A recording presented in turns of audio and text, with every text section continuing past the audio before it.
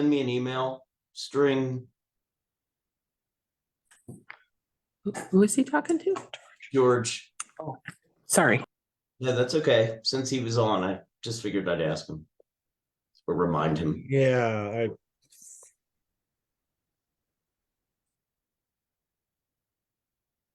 doing that right now. I thought I had.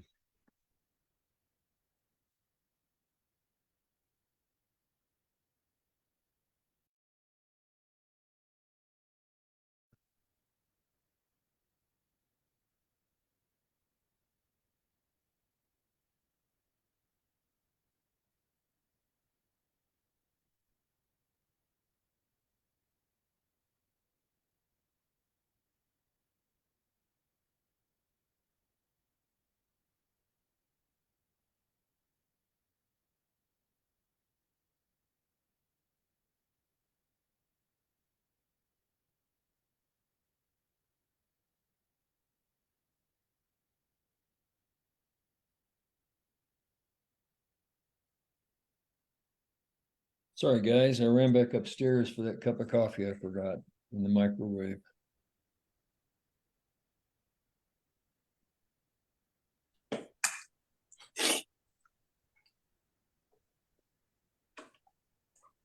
So, do we have everyone here? We're waiting on anyone still.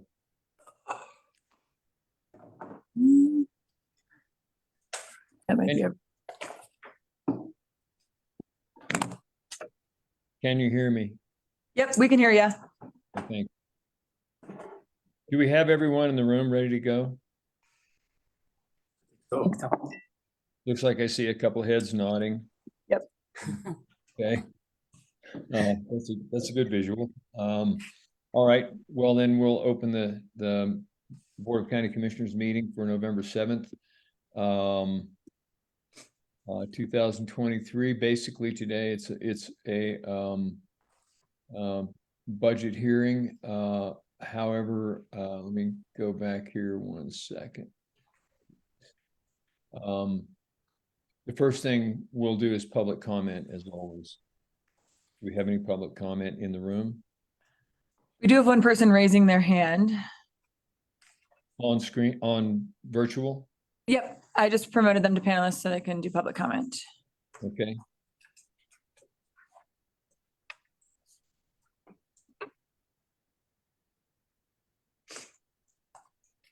Andrew, you can go ahead and unmute yourself.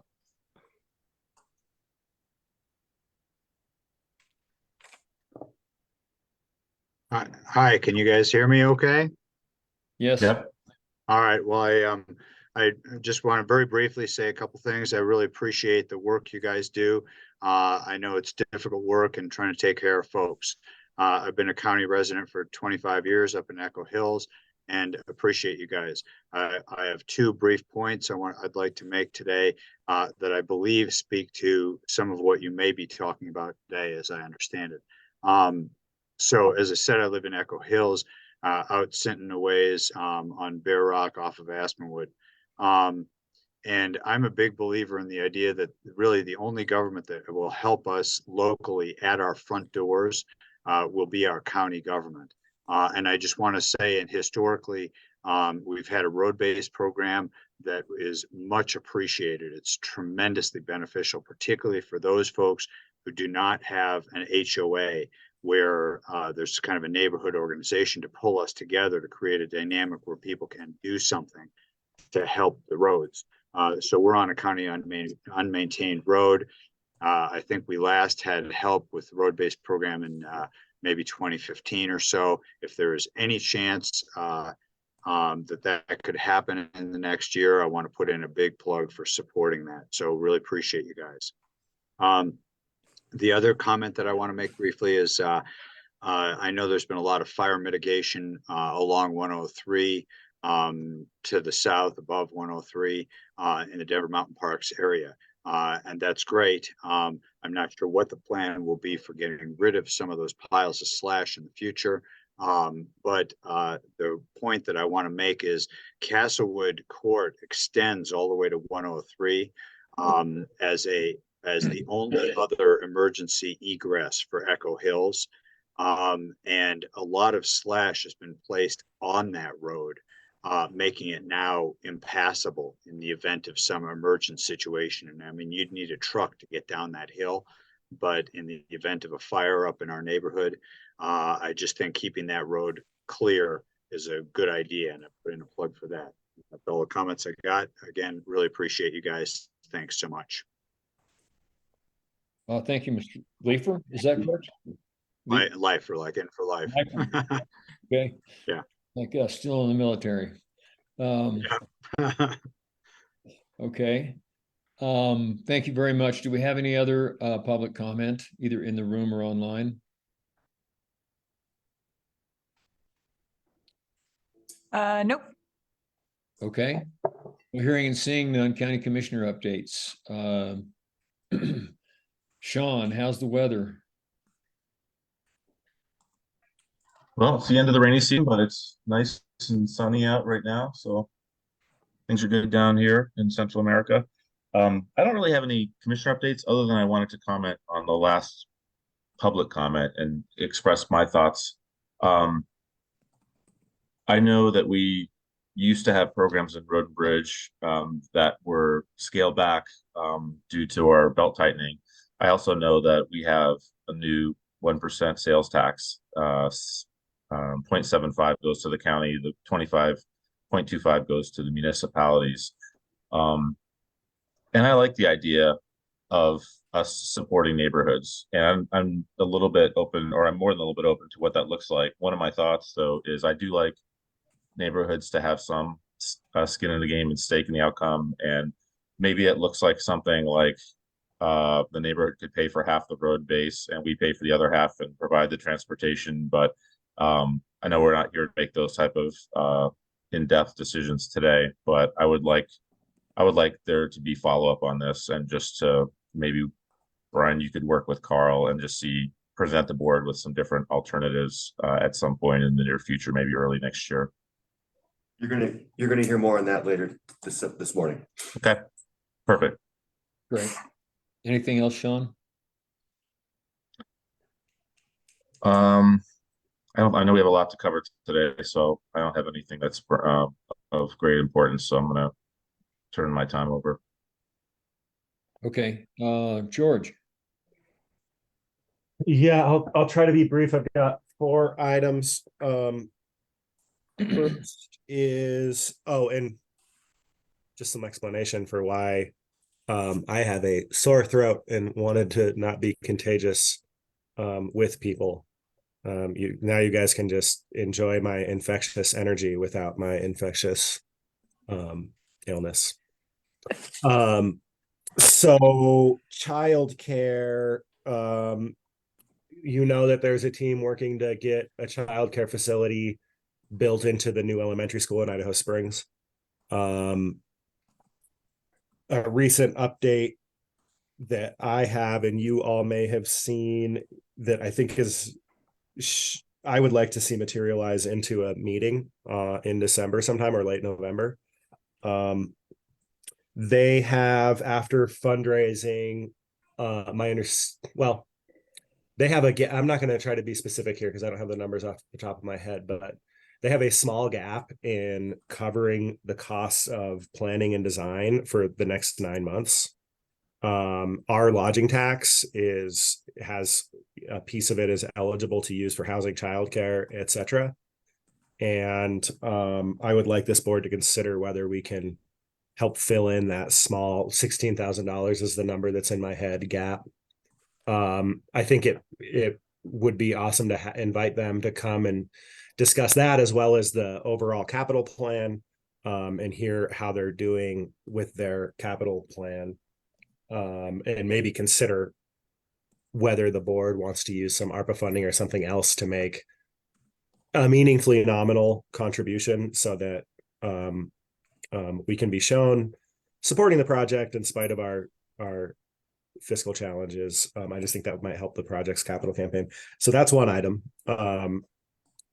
What I would like to do is ask for consent to invite those folks to present to us in one of the last 2 or 3 meetings of the year.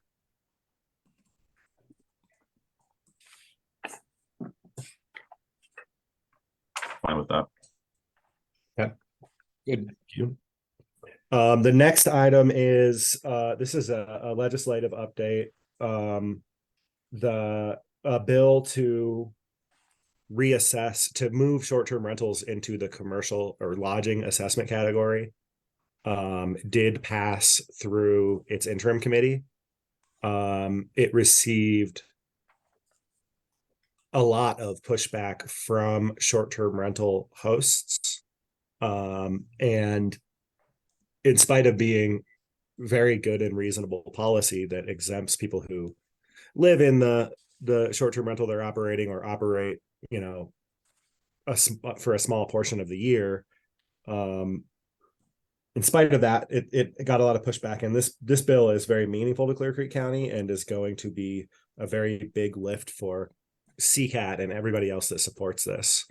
CCAT is trying to develop a strategy to be able to have more funding to get more help to get this bill passed. Other counties have made not soft commitments, and I think that our board should discuss whether we want to make a similar commitment. So that's something that I would like for us to be able to have on an agenda, maybe in the second November meeting. By then I'll have more information about what any additional contract would cost, what Clear Creek County's role might be in contributing. But I wanted to float that with you guys and make that agenda request. I'm fine with that too. I guess my comment is number one, based on our financial picture, would probably be a symbolic amount of money, showing our support. And then number two is I would want to have a robust conversation in a public meeting and the ability for public comment, just to make sure that all the sides of this are explored in a public setting before we make any type of a recommendation or take a position. Okay. Third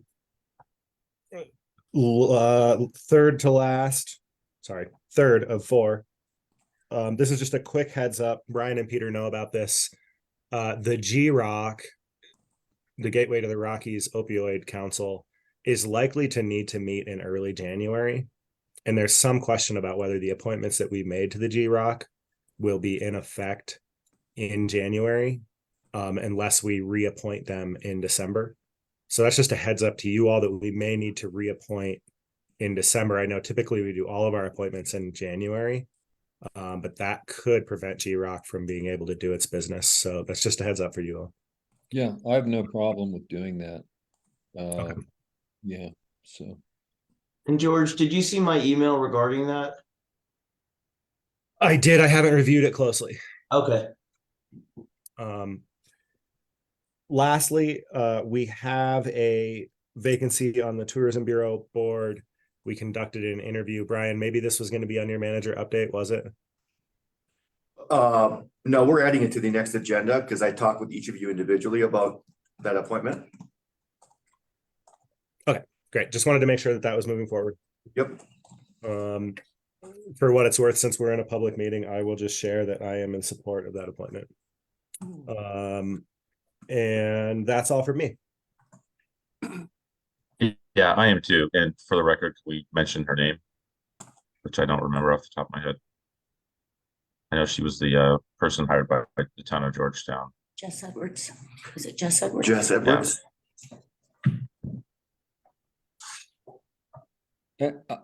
Okay. All right, anything else?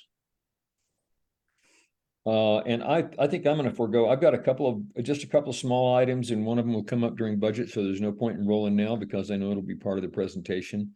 And on one small item, and then there's some other transportation stuff, but yeah, but nothing that's pressing that requires taking time up today to talk about it. And it might mean that there's a 15-minute update in January or something like that, just to bring us up to speed on some stuff as it ripens. And it has to do with some of the governor's new transportation plans, and just really more reaffirming our where we are on our strategies as far as long range transit and Throd and all that stuff. But I don't think it deserves any more time than that today, just that we'd be talking about it in a couple of months sometimes when we can fit it in a schedule on an agenda.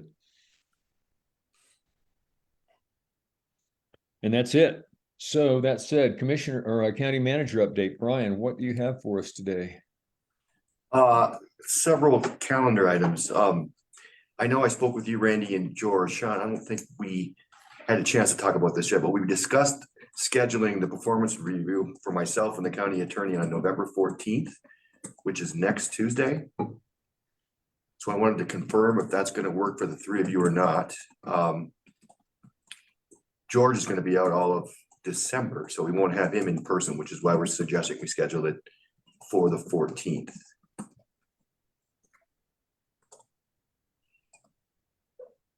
Works for me. Yep. We look again. You I said have that day blocked off since it's a Tuesday. I would prefer that we do it toward the beginning of the day if that works for everyone else. Yeah, we could schedule an 8:30 start like normal. All right, perfect. Thank you. The other item is, I also discussed holding our retreat January 9th.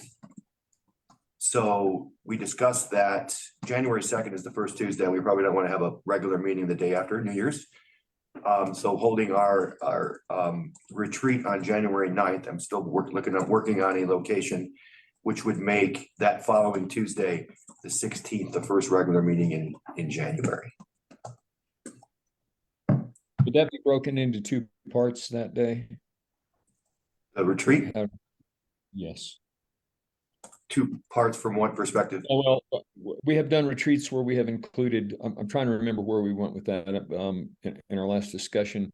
We have done retreats where we have brought in the leadership team, but we also have time where we're able to, just focus on conversation among the three of us and our key, leadership staff, yourself and people. Yeah, my intention is to work with the three of you individually on that agenda, but I think right now the plan is for the five of us. Okay, all right. Okay.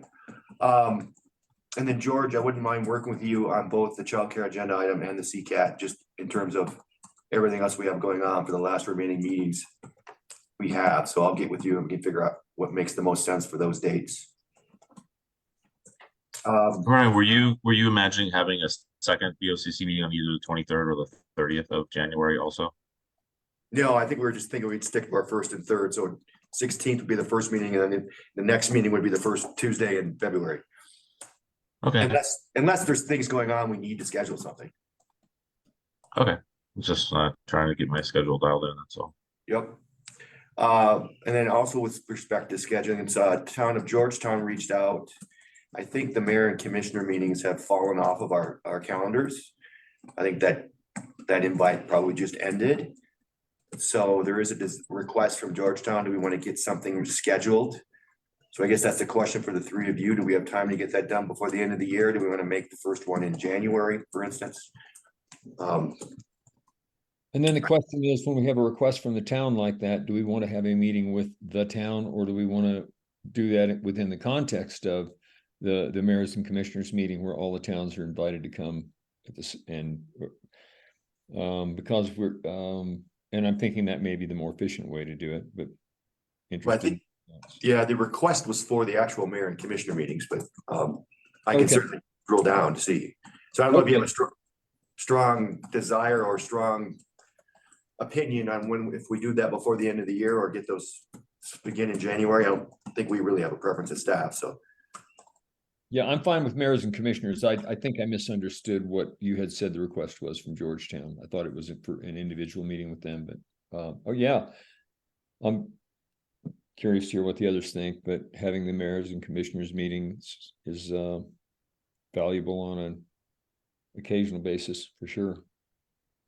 Yeah, I mean, it seems like we'll see how the meeting goes today, but presumably our workload is kind of tailing off toward the end of the year. So if the towns really want to meet this year, I'm good with that. If they want to meet in January, I'm good with that too. Yeah, that sounds reasonable to me. I'd love to get back going on that. And just finally, real quick, we have broken ground on the shooting range. The warm October kind of helped us with that. Our contractor Himmelman has a foundation laid for the building. So you'll see some work out there if you drive by. Lead removal remediation has happened. Just shy of 60,000 pounds of lead pulled out of that site. So we did put a press release out last week at the request of Gilpin County.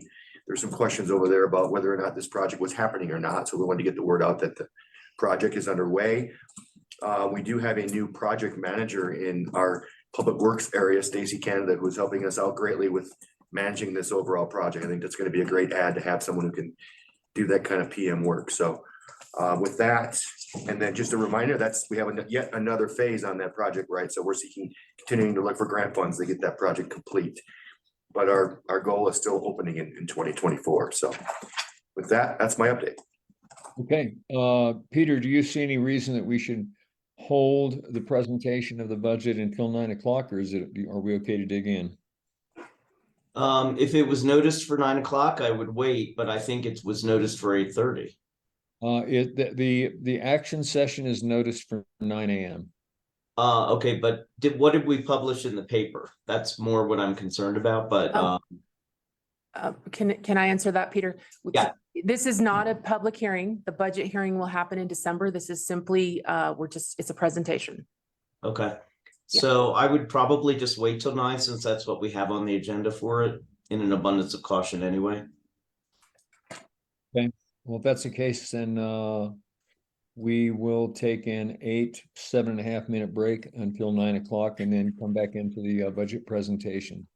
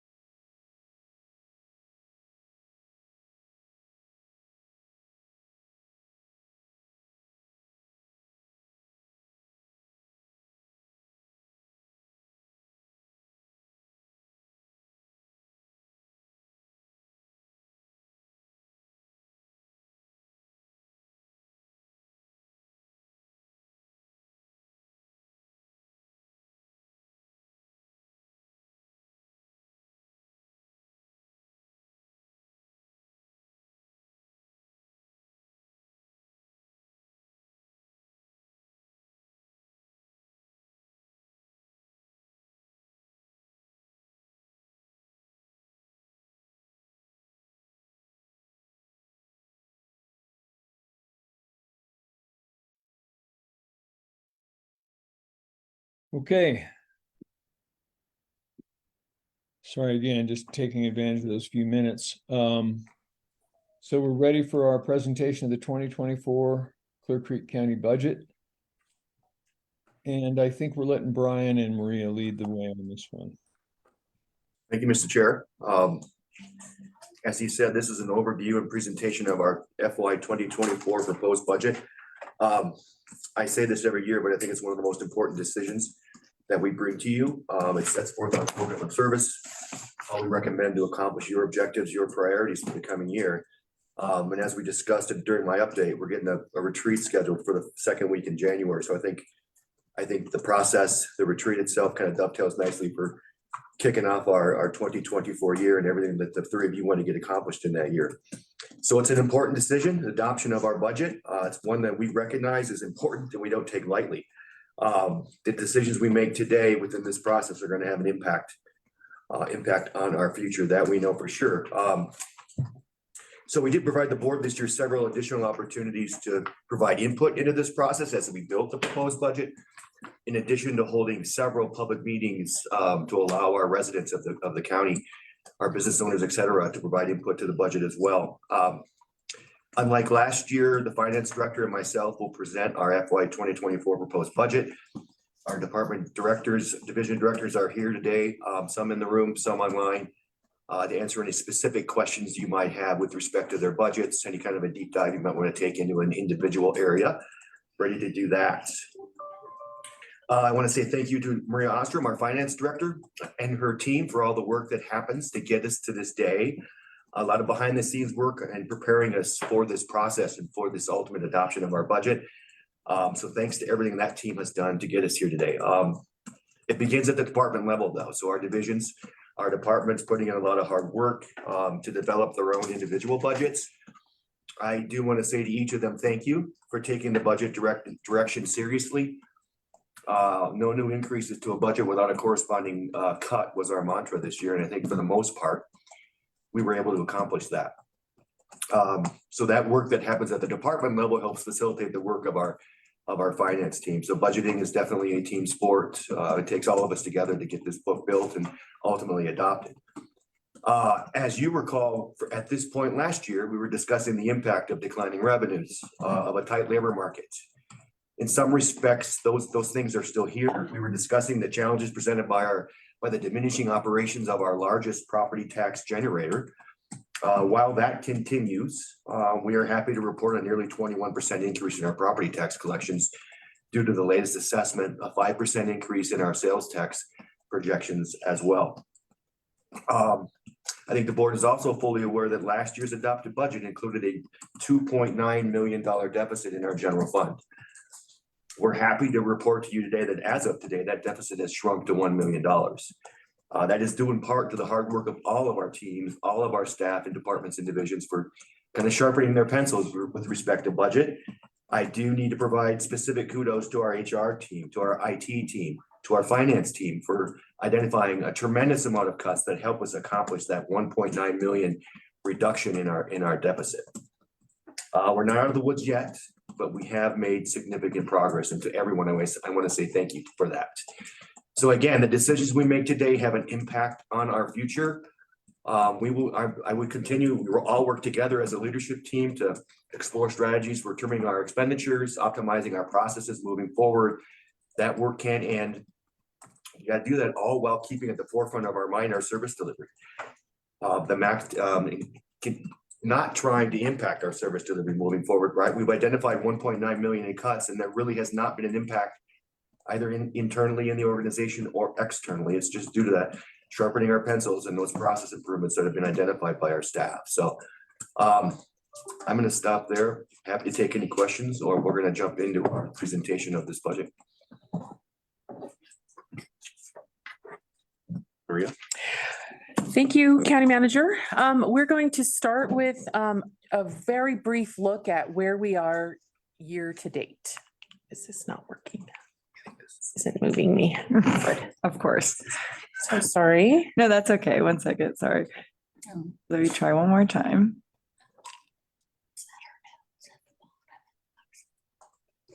Handling a technology challenge here. Yeah. Oh, can you, It just will go away in a minute. There you go. Try now. no, go ahead and move me forward. Move me forward one slide and I'll start talking about it. Thank you, Megan, for your help. Okay, so this is our general fund picture where we are year to date and where we expect to end the year in 2023. I don't need to belabor too much here. I want to point out that for the most part, departments are doing a good job at pivoting and reacting to needs in their departments to get their job done, and they're staying within their budget. There's only two departments that will be over budget by year end, and that's the coroner and the sheriff's office. HR and finance, we worked pretty significantly with the coroner on helping him understand his budget. And he did follow up with the county attorney, and they have, he's made some tweaks and some changes, and we're confident that he understands things and he will not be over budget next year. And we're trying to do some work with the sheriff's office as well. We hope that we can keep them from being over budget next year. So that's the general fund. All told, bottom line, we expect to come in a little bit under budget, net of all the departments, about 340,000 under budget for the entire general fund. Next page, Megan. Okay, all of our other funds, this rounds out the rest of our funds here at the county. And you can see all of them are trending a little bit under budget, each one of them, some of them for different reasons. Road and bridge, I know that they're doing an amazing job at getting their projects done, but they are struggling still to hire staff in this tight labor market. So they have quite a bit of vacancy savings that they will end the year with. Down towards the bottom, capital projects. The shooting range is just now getting underway. Lots of construction just about to happen now. Same with Floyd Hill modifications. A lot of design work, a lot of behind the scenes stuff was going on in the last year and a half. Not a lot of spending, but we're just now reaching a point starting here in the next month or two where we're going to start seeing a lot of spending. So that fund, capital projects fund, will be significantly under budget just because of the timing of those projects.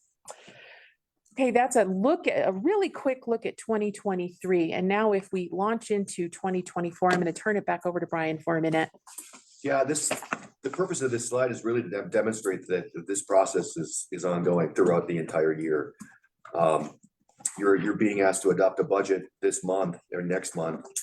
We're going to move into a retreat to really set priorities for the coming year. Our finance team is constantly updating our models, developing a forecast of what our general fund and what our overall budget looks like.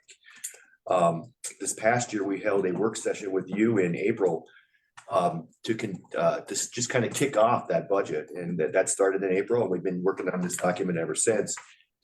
Finance team continues to do work behind the scenes while our departments are actively developing their budgets based on the direction that we get from you, based on the direction that we provide internally as we're putting together these budgets. This year we tried to add additional work sessions and updates for the three of you to ensure you had an opportunity to better inform this proposed document. That was a specific request that you made of us near the tail end of last year's process. We added an external process this year as well in order to get public input, to get citizen input. So we held several meetings across the county to ensure people had an opportunity to give us their thoughts, their input on what's important to them with respect to the county's budget. We developed the proposed document to you in October. So here we sit, going through that document, ultimately again adopting the budget itself in December. Now, we also should be measuring and reporting on our outputs, right? How well are we doing it? What we said we were going to do. And I think this is an area that we've identified where we can improve, and something we'll be looking at in the coming year as we're building an FY25 budget. Already thinking about building FY25 as we're asking you to adopt an FY24. So again, it's a continuous cycle that really does not end throughout the year.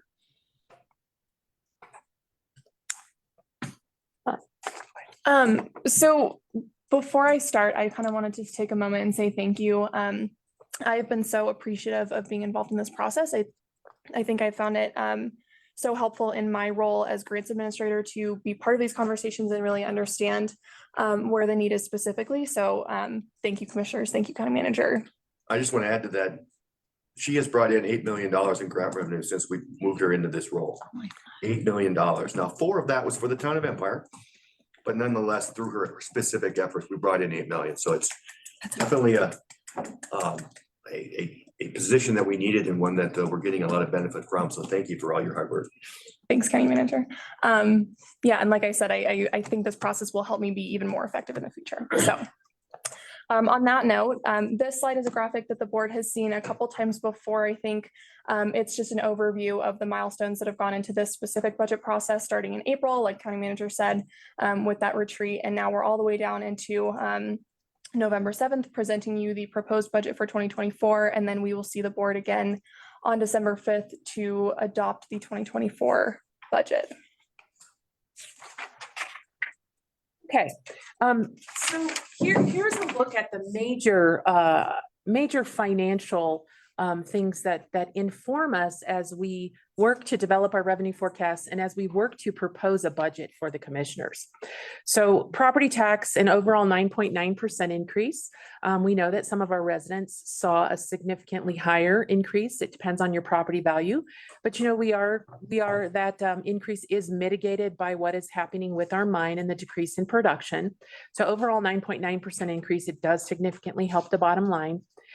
We do believe that sales tax will be up about 5%. It is trending that way now. It's holding strong at 5% now, and we believe that's going to continue. We did not propose any cuts to any programs or services. Whatever's happening now, status quo, we are proposing would continue to happen in 2024. A net 2.8 FTEs is being proposed to add to the budget. And I'll explain those in a second here. And then, of course, a 3% economic pay adjustment across the board for all staff in the first pay period in January. Now, the FTEs would be adding 2 in our CCHAT, our health assessment team in the EMS operation. And those are expected to be grant funded. We have applied for a grant and we expect to hear about that soon. So that will bring that team from 2 to a total of 4 in 2024, and they can become a 7-day operation then. We also are working to convert someone working on a contract basis on ambulance billing, and that person will be converted to a full-time or an employee equivalent. And then adding a caseworker in human services fund. They have a need for a caseworker.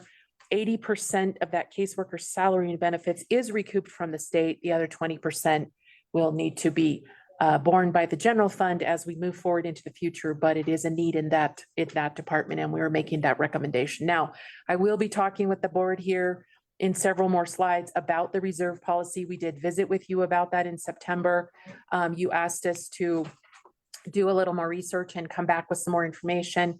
We'd like to walk through that with you. We are recommending that the board make a change to that policy. And if the board does not make a change to that policy in 2024, we do need to add additional funds in the general fund. We need to move money from the general fund to the human services fund to make up for that. All right. Then we are proposing to reduce one position in the sheriff's office. A lieutenant is retiring. When Sheriff Albers was here earlier this year and the leadership team met in the summer, he indicated that there was an upcoming retirement and that position would not need to be replaced once that retirement occurs. So that has been built into today's presentation. It wasn't built into the proposed budget book, but it is in today's presentation, and we'll point out where and how that reduction is in today's presentation. Hey, Maria. Yes. The property tax assumption, and I'm sorry if I missed this, the 9.9%, what is the impact of Proposition HH passing or not passing? Or have you done that analysis or have any comments about that? I do. In terms of how it will affect us locally here in Clear Creek? Yeah, thank you for that question. That's a great question, actually. So I believe in the first couple of years, if it passes, it has no impact on us. I believe we will be backfilled in full. I think it gets less certain 3, 4, 5 years down the road of whether or not the state will have the revenue to be able to backfill us. And it is a little bit less certain. I have no idea how that measure is going. We are assuming that it's not, I mean, this is built on the assumption that it isn't going to pass. And our models are built on the assumption that it isn't going to pass. So we may need to make some tweaks 3 to 5 years down the road if it does pass. That may impact the revenue picture. Great question. Okay, thanks. Okay, this is just a graphical picture of, here's all our funds thrown into a pie chart and how does it all fall out? And we know that we're largely personnel, right? We get services delivered through people. And when you count up all the funds, including road and bridge, including capital projects fund, we're still about half personnel, wages and salaries. All right. Here is the general fund financial outlook. I think it's important to visit. You've seen this slide several times, commissioners. We've also talked through this slide in the community as we were going into the different towns and soliciting input from residents on our financial picture. You know, I think the good news about this slide, and as a reminder for the public, the red is spending. The green line is revenue to pay for the spending. And then the blue bars is our bank account. That's our savings account. And you can see as we go out in time, we march out in time, we have to use that bank account to keep us whole. And eventually that bank account's going to run out. Now, as of today, with the proposed budget that we put in front, that we're putting in front of you today, our fiscal cliff, the terminology that we've been using for when the bank goes dry, the bank account goes dry, is 2034. Now that's amazing. If you think about a little over a year ago, when I first joined the county, I joined about a year and 9 months ago, the fiscal cliff was 2026. And very quickly, within about 6 months, the fiscal cliff was 2028. And when we visited with the community, the fiscal cliff was 2032. And we just things just keep moving in our favor revenue wise and doing all the hard work on the spending side to just keep moving that out into the future. And so we're very proud of that. It gives us a decade to plan, to react, to make sure that we are okay when we reach that point. All right, here's our general fund. This is another pie chart, and we really are personnel in the general fund. We deliver services. Hey, Maria, I'm sorry, this is Sean again. I had a question about the fiscal cliff. Oh, yes, sir. I think graphically we know what that means. The thing that I'm not sure of is there are statutory requirements in terms of the amount of capital that you reserve to ride out the variations in receipts and expenses. Does a fiscal cliff, is that reflective of us hitting the statutory limit or us literally hitting zero in the bank in our general fund? Oh my goodness, another great question. This is literally zero going negative and violating the Tabor statute. So that can't happen, right? We have to work together as a community and we cannot do that. We must maintain the 3% Tabor reserve by law. But this is zero. Yep. And what is the generally accepted, this may be more of a Brian question, kind of county recommendation in terms of what is the lowest that your fund should get in terms of a percentage of your annual budget? I thought I remember hearing numbers like somewhere between 10 and 30%, but I'm just wondering if you could comment on that. Yeah. Another good question. GFOA stands for Government Finance Officers Association, which is a national organization that studies these standards and makes best practice recommendations. Their recommendation is 2 months worth of operating expenses or 16.67% of your, you should keep in the savings account and you should reserve it and you should not plan to use that. Is that a bare minimum generally? That's the recommended best practice. And if you look at other communities in Colorado who are not struggling with revenue issues, they have a lot more than 16.67%. So a lot of them have 50% or 100% in their reserve because they can afford to do that. Which is about where well, not at 100%, but you're on the right track, sir. I believe we're at 10 months right now. yeah, right. I see about 90%, 85 to 90%. Yeah. Okay. Good questions. Great questions. Thank you. So yes, Commissioner Wood is right. We can't go below Tabor, right? We've got to do something. But this helps us as we're planning and making recommendations to you. It really helps us be able to keep you as best informed as possible so that you can make the right decisions for the community. Okay, general fund, just a quick picture. Here's how it falls out. Everybody all in, we're people. All right, so then this is also a graphical representation, a pie chart of all the departments in the general fund and how each piece of them takes up a certain percentage of the pie. Okay. There we go. And I'm going to turn it back to Becca here. Yeah. Okay. So we are going to move forward and get into a little bit greater detail. I do just want to say, if you're following along in your proposed budget books, this starts on page 28 with the elected offices. So I'll just hit on the major changes on this slide, but if there are any questions, of course, interrupt at any time. So the clerk's office, they are going up 14%, and that is because 2024 is a big election year. So that is a trend that we do typically see about every 4 years. So that's pretty much to be expected.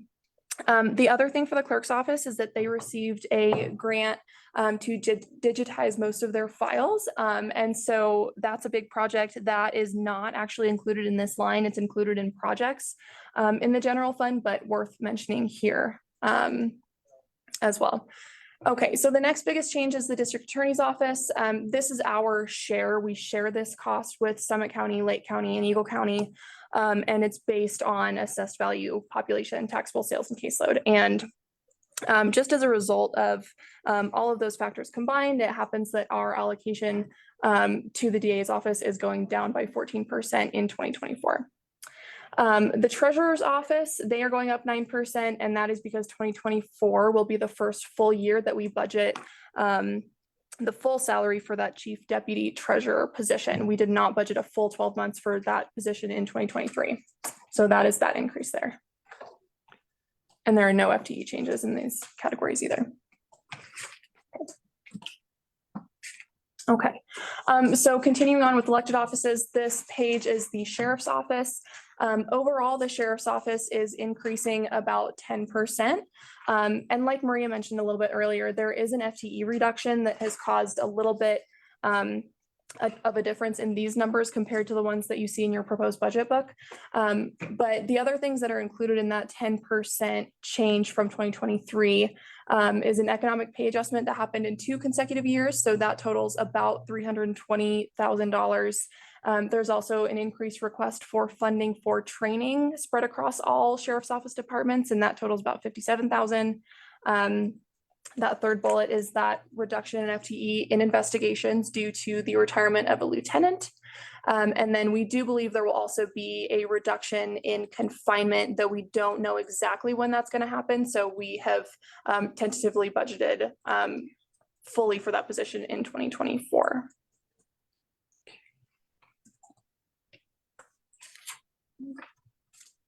Okay, so now we're going to move through the rest of the general fund departments.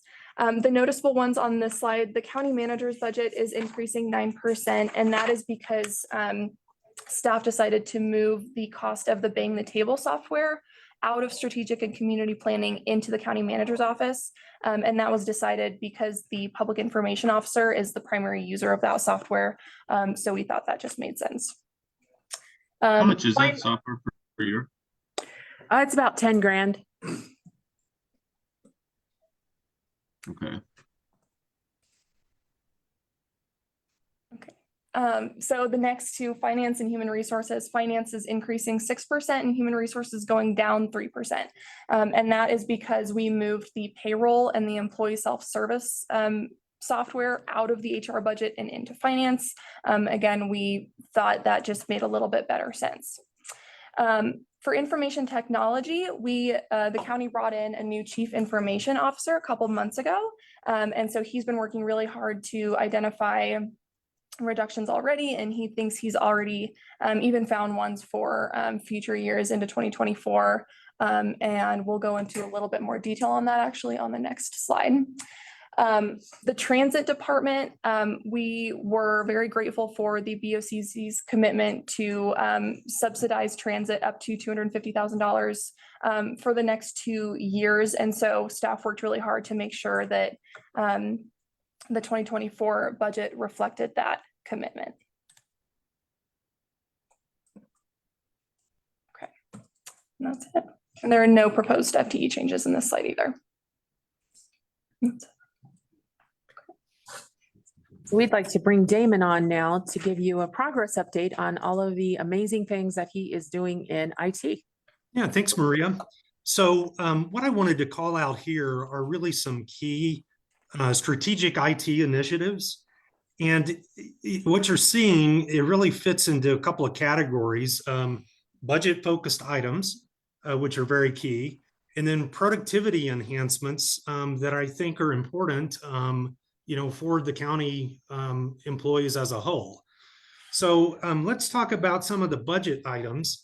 We really found three major areas where we see an opportunity to improve. And that is really categorized into outside services spend. That's the money that we spend on outside contractors. We want to start bringing some of that work in-house, and or leaning on more economical contractors. There's some huge opportunity to do that. And so this is really a key laser focused item for me and the others on the IT team. Another area is we're going to have to replace hardware and enhance our infrastructure down the road. And we wanted to make sure that we're right sizing those purchases. In our analysis of current infrastructure, we found that we've really kind of overspent in the past, and we want to make sure going forward we don't do that. So we put some tools in place to track activity within our infrastructure, capacity, server and other equipment utilization. And we found that what we have today far exceeds really what we need. So going forward, as we replace hardware, we're going to right size those purchases. And I see an opportunity as we get through 2024 and into 2025, we're going to see at least a $60,000 reduction in spend for those categories. Another area that's a big line item on the budget is cybersecurity. And we really rely on two primary security vendors. And as we started analyzing these purchases, what we found is that there's a huge overlap in what services and software that both of these vendors provide to us. So our goal is to eliminate one of our vendors. And in doing so, we're going to have to spend a bit more with the other vendor to make sure that we don't have any gaps in functionality that we need. But this is going to result in at least a $40,000 to $50,000 annual savings. And I actually expect that to be more, but that's the 40 to 50K is a conservative number. So let's talk about some productivity improvements and some tools and things that we have planned. We want to roll out an intranet. I think this is going to make us much more efficient, allowing each department to publish certain critical info, and then collectively, as an organization, provide a tool, kind of a one-stop shop for all of our employees to go to understand what they need to do. What are the processes? What are the standard operating procedures? Things like that. So we're going to get organized, and the intranet is a good first step to make that happen. Another thing that we'll be introducing is a learning management system. We need to make sure that we're providing the proper training. I'll call out one item. We're getting ready to really push to get Office 365 launched. We need to get our people trained to make that happen. So the learning management system will allow us to do things like that. And then we can extend it to provide, department specific training. We were discussing in our leadership meeting a few days ago, there's some confusion about the timesheet system that we have in place. Well, this is a great opportunity for us to build a quick little training video with a quick questionnaire or test, and make sure that our employees have access to that. So the learning management tool, it's going to be it's going to really enhance productivity across our employee base. The other thing we want to do is bring in-house a support and help desk ticketing system. We currently rely on one of our IT vendors to provide this to us, but we don't have a lot of visibility into some key metrics. And by bringing that in-house, I think we're going to be able to to dig in, to the analytics and make some better, decisions, as we move forward. And then finally, this is both a productivity enhancement and an opportunity to reduce our operating cost. We're still analyzing what that cost savings looks like, but we're dealing with two separate infrastructures, one for the sheriff department and the other for the county IT. And managing that with such a small IT team, there's a lot of extra work that goes into managing two infrastructures. So we're going to see significant productivity enhancements within IT by consolidating those two environments. And then I think that even extends beyond IT from a productivity perspective, in that there's a lot of issues with having the two infrastructures, sending emails from the county to the sheriff's department. Some things get lost, often they get lost.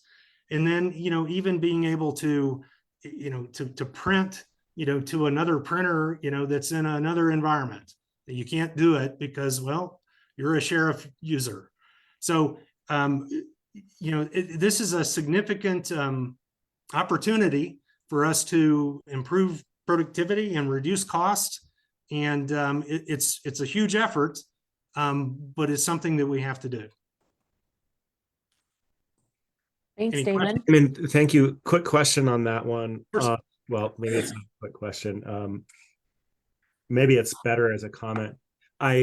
When you're talking about redesigning IT infrastructure, there's a decision that this board has made to move the dispatch center. And I think that is likely to have a big impact on our IT infrastructure and what its needs are. Do you agree? And is that on your mind as you think about an optimal design for a single infrastructure for the county? Yes, it definitely is on our radar. And I do agree. I think it's a significant opportunity for us to enhance the infrastructure. So yeah, it's that's a big item. Now it's hard to quantify at this point. What the IT cost savings will be, but that is something that we are working on. If I could just add to that also, I'll be attending the JeffCom board meeting next week where they're going to make a decision on our request to move.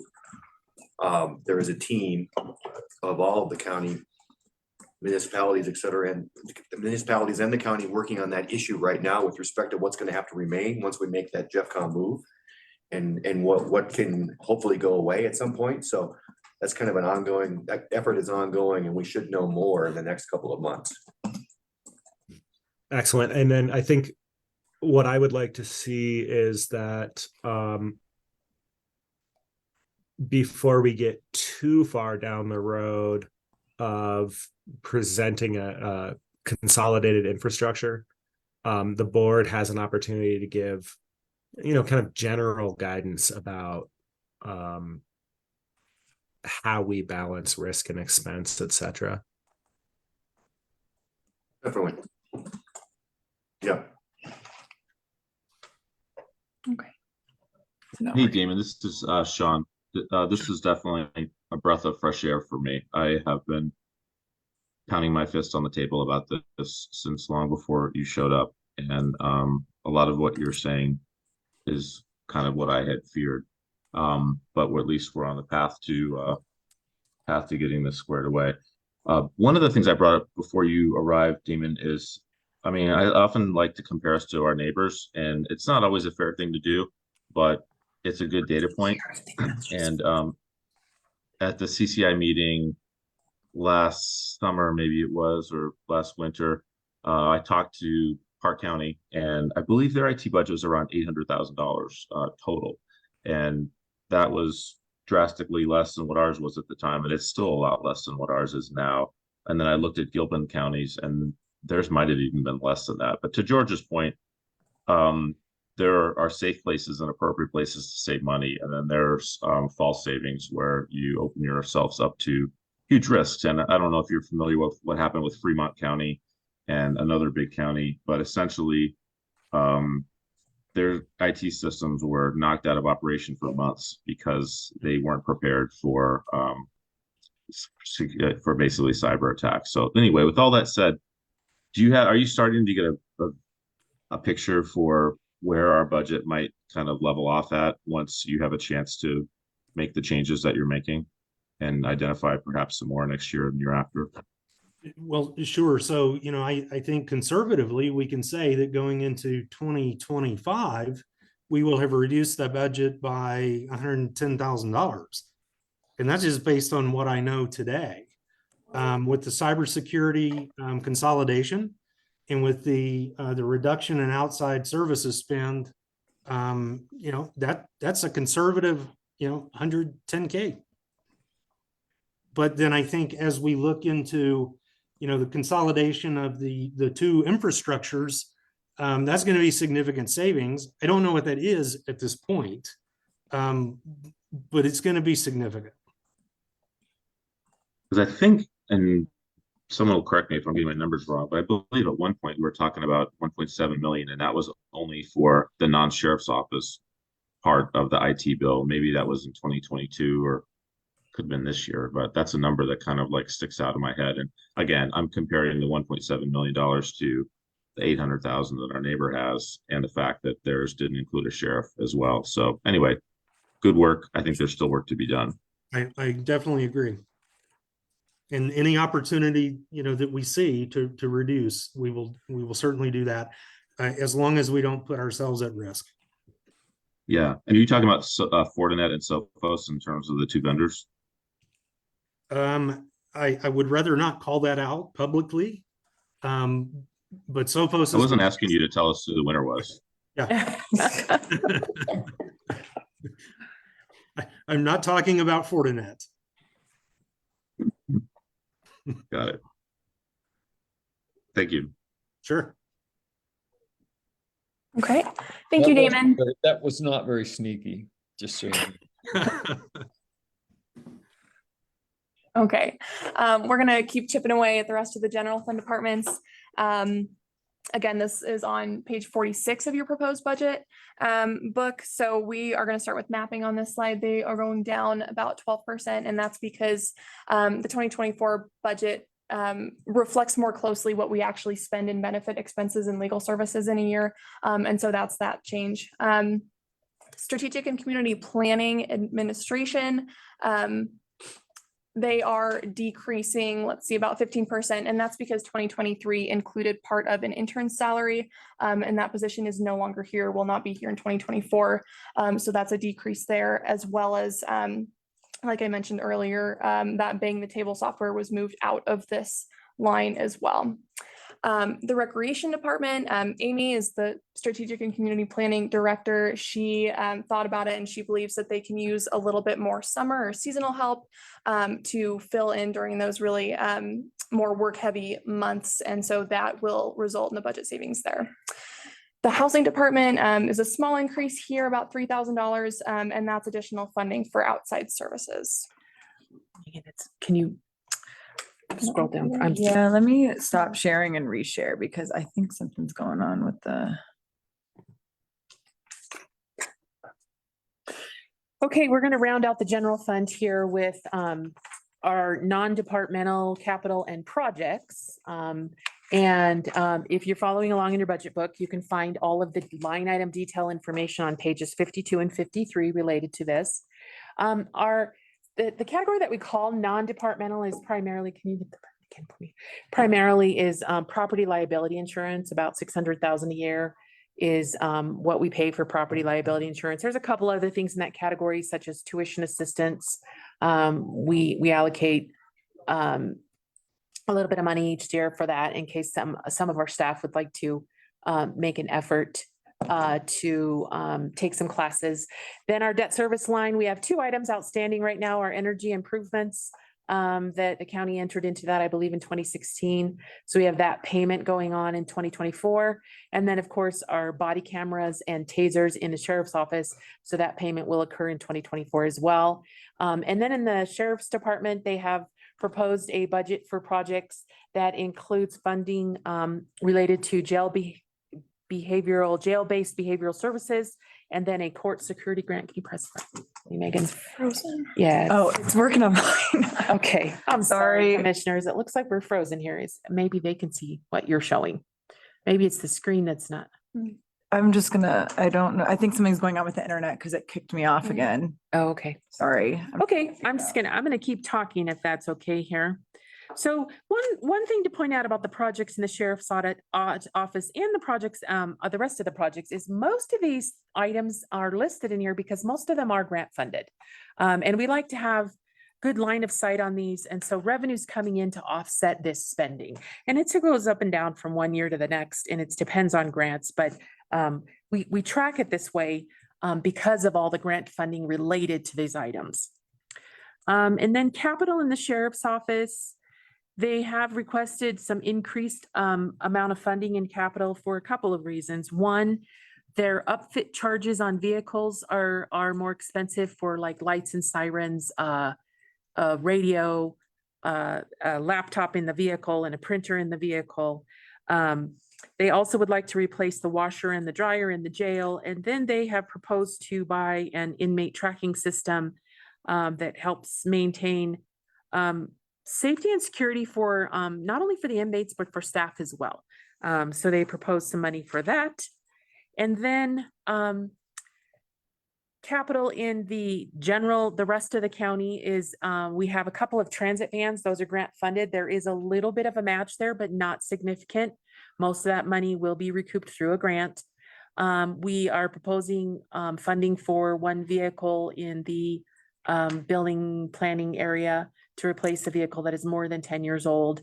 And then a scale at the transfer station that will allow us to weigh vehicles, both when they're fully weighed down with their load and then when they've unloaded. That will help us get more efficient about charging fees and understanding fees. And then there is 43,000 in here for replacement laptops. We wanted to make sure that long-term, long-lasting equipment is in the capital line item and not the operating equipment line item in the IT budget. Want to make sure it's here because capital undergoes a different process when we're working on a proposed budget for the commissioners. We all of the leadership team gets together. We talk about all the recommendations. We evaluate the need. We evaluate the timing, and then ultimately come up with a recommendation for capital. So IT has 43,000 in here for laptops and various pieces of equipment. Transfers out $200,000. This is money moving to public health. And I do want to remind the board, we're going to talk about the reserve in a minute here. And if the board does not want to make a change to the capital reserve policy for human services and public health, we are going to need to increase that transfer out line item. We're going to have to give more money to those funds in order to make sure that they have that savings account in their fund. Finally, on this slide, I just want to share with the board that the county manager has been working very diligently to understand vehicles and the cost of purchasing outright versus leasing. We believe that there is opportunity from a cash flow perspective to lease vehicles and be able to replace our vehicles a lot sooner than every 10 years, 7 to 10 years. Some of our vehicles, especially in the sheriff's office, they get such high use And 7 years just is too long to wait to replace the vehicles. So we are studying and pursuing leasing. We hope to be able to bring that to you soon, the recommendation. If we bring the recommendation to lease these vehicles, we would not budget them here in projects. We would carve that money out and move it to the debt line item. But again, we owe you a presentation on that, and we hope to do that before the year is over. Okay. A couple comments on that one. First, looking at funding new vehicles while we're in the midst of evaluating a leasing program is something I'm not sure I want to fund those vehicles. Information that would be helpful would be, what basically help me understand whether we can do without authorizing those purchases while we evaluate the lease program, or maybe the outcome is that by the end of the year, you have finalized that analysis and this budget proposal is changed to reflect a recommendation on leasing. Can you help me? Is there anything you would add to that? Yeah, thank you. That's a good question and good comments. So the reason that we have put the money in here for capital is just to carve it out and hold it for the 2024 budget. We fully intend to bring you a recommendation to lease vehicles. We believe that for the cost of 3 sheriff's vehicles, we can lease 10 sheriff vehicles. So it's a cash flow issue.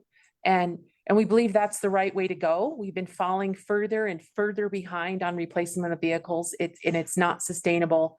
We believe it's the way to go. We're going to get there. We know we are. And if you are more comfortable, Commissioner, I would ask that you allow us to pull it out of capital and put it in a debt item called vehicles. And then it sits there till we have the vehicle leasing program ready to go. So we don't buy vehicles. Yeah, I'm open to just seeing how these variables flash out. And I don't know if Randy or Sean have any comment on, I don't know that we need to comment much given that there's information we're lacking. I would, Yeah, I'm go ahead, good Sean. going with Maria's recommendation. Yeah, I'm okay. I just want to know that we, while we're in the process of fleshing out the different options of how to manage our vehicle operations and I can't use the word ownership, but our vehicle operations, I would want to know that we'd have the opportunity to see this before we learned that we own some new vehicles. So I don't mind having it in the budget so that we're ready to move the direction that but I'm fine with Maria's recommendation. I just want to know that we don't move without a true understanding that we finished the job of figuring out it was the best move to purchase. Yeah, there's no intention to purchase these vehicles before we get the leasing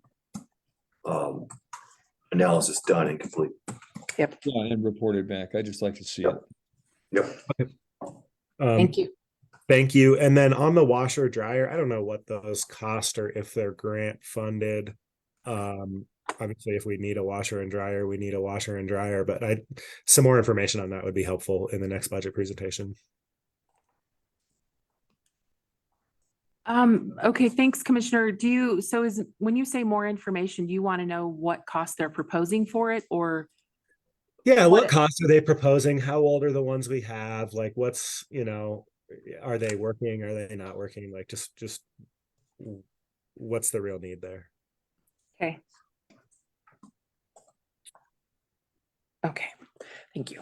All right, so I've made mention of this reserve policy and I want to talk about it now. So we did visit with you about this in September and present this information. And we have a reserve policy dating back to 2017 that I'm sure there were great reasons and things that happened at the time where we felt like this was the right thing to do. But in studying it and looking at some of our neighboring communities, we don't find that neighboring communities have a reserve in anything but their general fund, their primary operating fund. They don't have special reserves in other funds. Now, of course, we're not talking about the Tabor Reserve. That's a statutory requirement. We would never make any recommendation that you change anything about that. We will, of course, carry that and honor the voters' will on the Tabor Reserve. What we are talking about here is a specific board reserve that is called a working capital reserve. And right now, that working capital reserve in our E911 fund is 20% or about $30,000, where it gets moved to like a savings account and you can't touch it, you can't spend it. And then in human services, there's a 4.75% working capital reserve, which amounts to about $165,000. In public health, it's 15% or about $175,000. Now, specifically on those two funds, public health and human services, those two funds rely on the general fund, and we have to move money and transfer money to them if they don't have enough money to cover their operations. So in finance's opinion, it doesn't make a lot of sense to sock money away in a savings account that can't be touched when the general fund has to subsidize these operations anyway.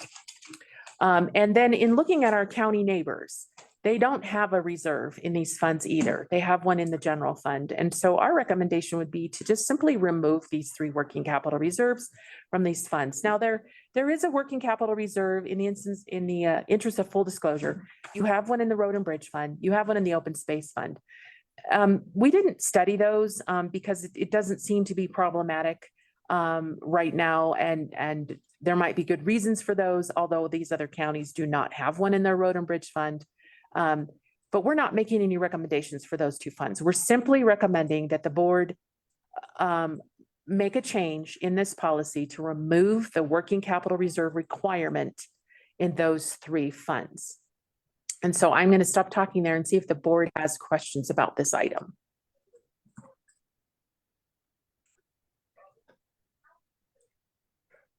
Is that because it basically saves work and makes things simpler, and in your opinion, doesn't add any risk to the operations of the county?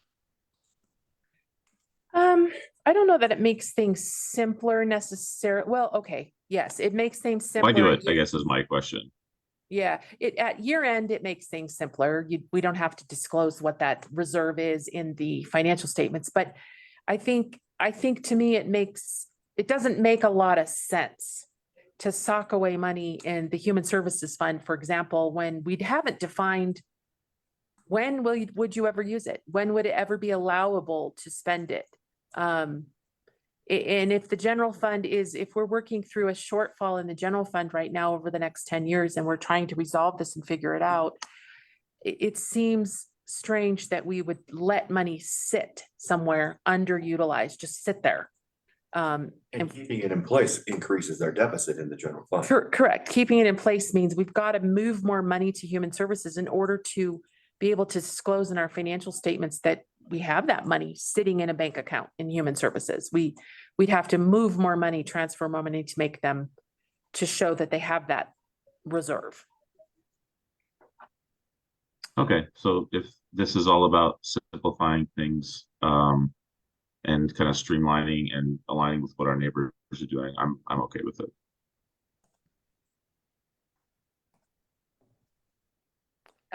Any other questions from the commissioners on this one? We would need to bring back the policy to have you modify that policy. Thank you. Why we're seeking some direction here with respect to being able to do that. Thank you. Thank you, County Manager. So if the board is okay with this, we do have to, like the County Manager said, we have to bring it back. You have to take formal action. And we are wondering, are you okay with us bringing it back to the next meeting as a consent item?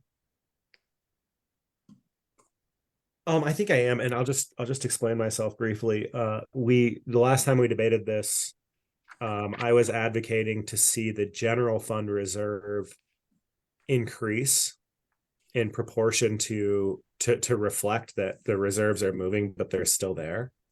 However, after having some time to think about it and just look at these numbers, it's pretty clear that the very high general fund reserve of 30% is sufficient to cover the highest, the general fund reserve is $6.2 million. The total of all of these reserves is less than $400,000. So I'm comfortable just eliminating these reserves out of those funds, knowing that the 30% $6.2 million general fund reserve will be adequate to cover those. And I know we have a conversation about that 30%. So my ask of staff would be to help this board and future boards remember that now embedded in that is reserves for these other funds. Yeah, I tend to have the same general take. They're percentages of much smaller numbers. And in looking at the amount of reserve we have held till now, and I was studying the fiscal cliff page back on page 8 a little while ago, and I won't burden you with revisiting it right now, but I was looking at what I was thinking about was instead of looking at when we break the law and go to jail for busting Tabor, as opposed to when we, exceed the floor of what is considered to be good practices, best practices. And, I heard the idea that 16.67 or 1/6 is considered generally from the GFOA to be a good practice. I'd point out that we're a smaller county and generally smaller numbers have potential wider percentage deviations when they run into rainy day problems. The larger the mass of any number in data, that's not always true, but generally speaking, that's the case. And we're on the smaller side. So I like erring. I heard Sean say something, like 15 to 30% earlier. I kind of tend to err towards that 30%. So when we come back to that discussion later, which I know we will, I'd like us to remember that we're making these concessions here to remove these other reserves, knowing that they can be absorbed into it, and be also thinking about the scale of the size budget we have to begin with. Because when I looked at the fiscal cliff, I saw that, in 32, we actually, when I looked at the numbers we have, we're sitting at about 13. I know we go to 0 in 34. In 32, we're about a 13% reserve. In 31, we're about a 20% reserve under current projections. In 30, we're at about 27% reserve. And in 29, we're at about a 37% reserve, according to the rough numbers I get looking at the column charts.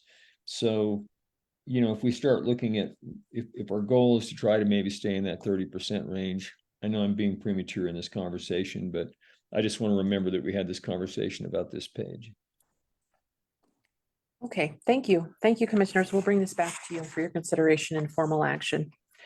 Okay, so where are we? Bottom line, we're done presenting all the departments of the general fund. And remember from your proposed budget book, we did remove that lieutenant on this presentation, this most updated slide. So overall, we have a total operating deficit of about $1 million. And that is, we see revenue increasing and expenses decreasing. So both things are going in the right direction, right? We see increase in property tax. And then of course, thank you to the Wellstrom Quarry for the ongoing contribution that is going to start in 2024. And then staff working together and very, very hard to create efficiencies and reduce costs in a way that has been largely invisible to the public without cutting services. So we're particularly proud of that. That rounds out the general fund. I'm going to turn it back over to Becca for Road and Bridge. Yeah, so we're going to start going through the rest of the funds. Actually, hold on a second. This is Sean. Before you guys switch gears, you mentioned something about the Wellstrom Quarry. I was under the impression that the 5 cent a ton contribution had already started. Is that not the case? They pay once a year, and I don't believe that they will make their first payment until January. And that payment will be for this year? Correct. This year's production since the agreement was signed? That's correct. I believe that they started to accrue that amount in May is when they started to do it. But it'll get paid in January. Okay, that's what I thought too. So it's mainly so they are kind of contributing. It's just a cash flow issue of when we actually take receipt of the collections. Correct. Okay, thanks. I'm sorry. Go ahead, Becca.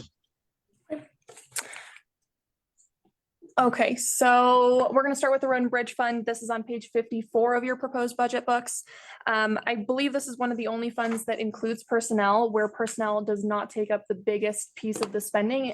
In this fund, it's actually capital. And that's because Road and Bridge is working really, really hard on all of those big capital projects, taking care of our road and bridge infrastructure, and using their dedicated sales tax to do that. So there is a slight increase here, and that's again just because they're tackling those really big infrastructure projects. And then they are not proposing any changes to their FTEs. And now I'm actually going to hand it over to Carl, our Road and Bridge Director, Public Works Director. Yeah. Not quite yet. Not yet. I'm skipping one. Yeah. Yeah. Let's, Brian left the room. So we wanted to show this to you commissioners because this is exciting for the towns. You know, that sales tax passed in the fall of 21. It started coming in to the, the cash started coming in to the county coffers in January of 2022. And actually, I think Commissioner Wood mentioned earlier, the 0.25 of the 1% is being shared back to the towns. So this is a look at, money that's going back into the towns related to that new sales tax. And if you see in 2022, the combination of the property tax that we already were sharing with the towns per state statute, and then the additional sales tax, it's $840,000 it's going to our towns. And I just want to say a little bit of a lobbying comment here that, we run a transit operation that completely benefits Georgetown and Idaho Springs. And maybe with the sales tax that we're sharing back, there might be room in their budget to help us out a little bit with our transit operation. And there's the 2023 projection. You see, it's even going to go up in 2023.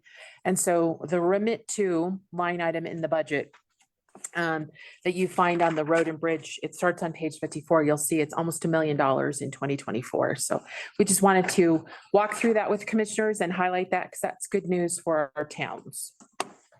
Thank you for pointing that out. I would support a letter to the municipalities asking that this budget season is too far out, but that they consider what they can do for transit in next year's budget. Okay. All right, now we're going to turn it over to Carl.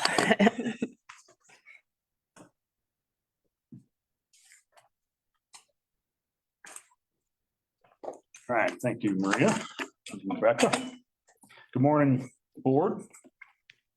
How's everybody doing this morning? Good. They can hear me? Mhm. All right. Yes, Carl, I'm doing excellent. Thank you. And I can All right, good. Very good. Well, it was brought up early this morning in the updates, but this board has demonstrated the desire to keep the conversation going about the materials program or a road and bridge, road-based program moving forward. So this next set of slides is merely information we put together with some average costs of what the program looked like as it operated between 2016 and 2019. It also explains some of the demands on the road and bridge staff and what it takes to actually administer this program.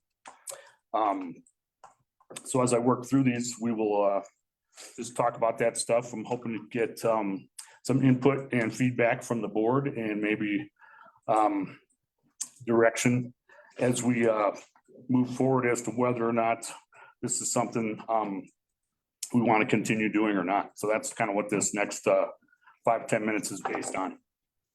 All right. Material costs for the program. We took this basically over the years between 2016 and 2019 based on the applicants that we worked through the program. But you're moving cards on too fast. Am I going too fast? Sorry, Carl. Yeah. Sorry, I Carl. still wanted to, for those that don't know about the program, just explain it a little bit. It started over 10 years ago as a pilot program to allow residents on non-maintained roads to obtain materials to work on roadways themselves to improve access to their neighborhoods or their homes. Not a whole lot of individuals involved early on, but residential groups. And that's kind of how the program played out after that. So in 2016 and 2019, it was actually initiated. People had to fill out applications. They had to get buy-in from their neighbors in the neighborhood to all want to improve the road. It's interesting, but in this county, there are people out there that do not want secondary roads improved to keep the traffic counts down to their neighborhoods and their homeways. So it's interesting to see how that panned out over the years. We had $50,000 allocated and set aside from the road and bridge road-based budget line. That line in the last several years has been reduced. However, it's also been spread into adjacent lines for recycled asphalt. So there are some other products that are potentially usable if we were to move forward doing something like this in the future. But at this point in time, we do not have anything allocated in the budget in 2024. We do have a budget line for asphalt and for road base. I'd have to look at the numbers there to see where we're at, but that's something we'll have to discuss as well. And just with that being said, just looking at some potential ways to potentially cover costs for the demand on the county road and bridge staff to just administer the program itself. You can move to that next slide. So here's an idea of an application. At least I believe this one was based on the years between 2016 and 2019. Average group was about 250, 260 tons. The haul rates and trips to move that amount of material is where most of the big costs come in. I mean, this program, as it was run, all the trucks came out of the fry pit and went to county roads. And at the time, or at this time, the costs are, we have to specify tandems just to get these to the secondary roads, the non-maintained roads, just because of the terrain in our county. It's a little cheaper if they use end dumps or side dumps, but most of our roads cannot be reached by that type of truck. So we request tandem hauls, and the haul rate per hour is about 140, it may be 145 now, but $140 an hour. So at 19 trips per truck, you see how that adds up pretty quick. And then there's material costs. That stays pretty static, and the fry pit is very reasonable with the costs that they give the county. I'd have to look at exactly, we just got new costs for 2024 this week. I haven't had a chance to look at that yet. But it also adds in some of the admin staff time and whatnot, just on a base average. So in order to take 260 tons of road base to a road in the county, our costs incurred in the road and bridge department are just under $10,000.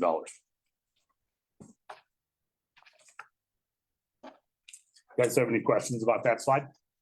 I think the first question I have is, when you refer to an applicant, you're referring to maybe like a neighborhood, like some people live along a road, and the applicant is that group of people that have asked for stuff to be brought to their road. Is that generally the way that works?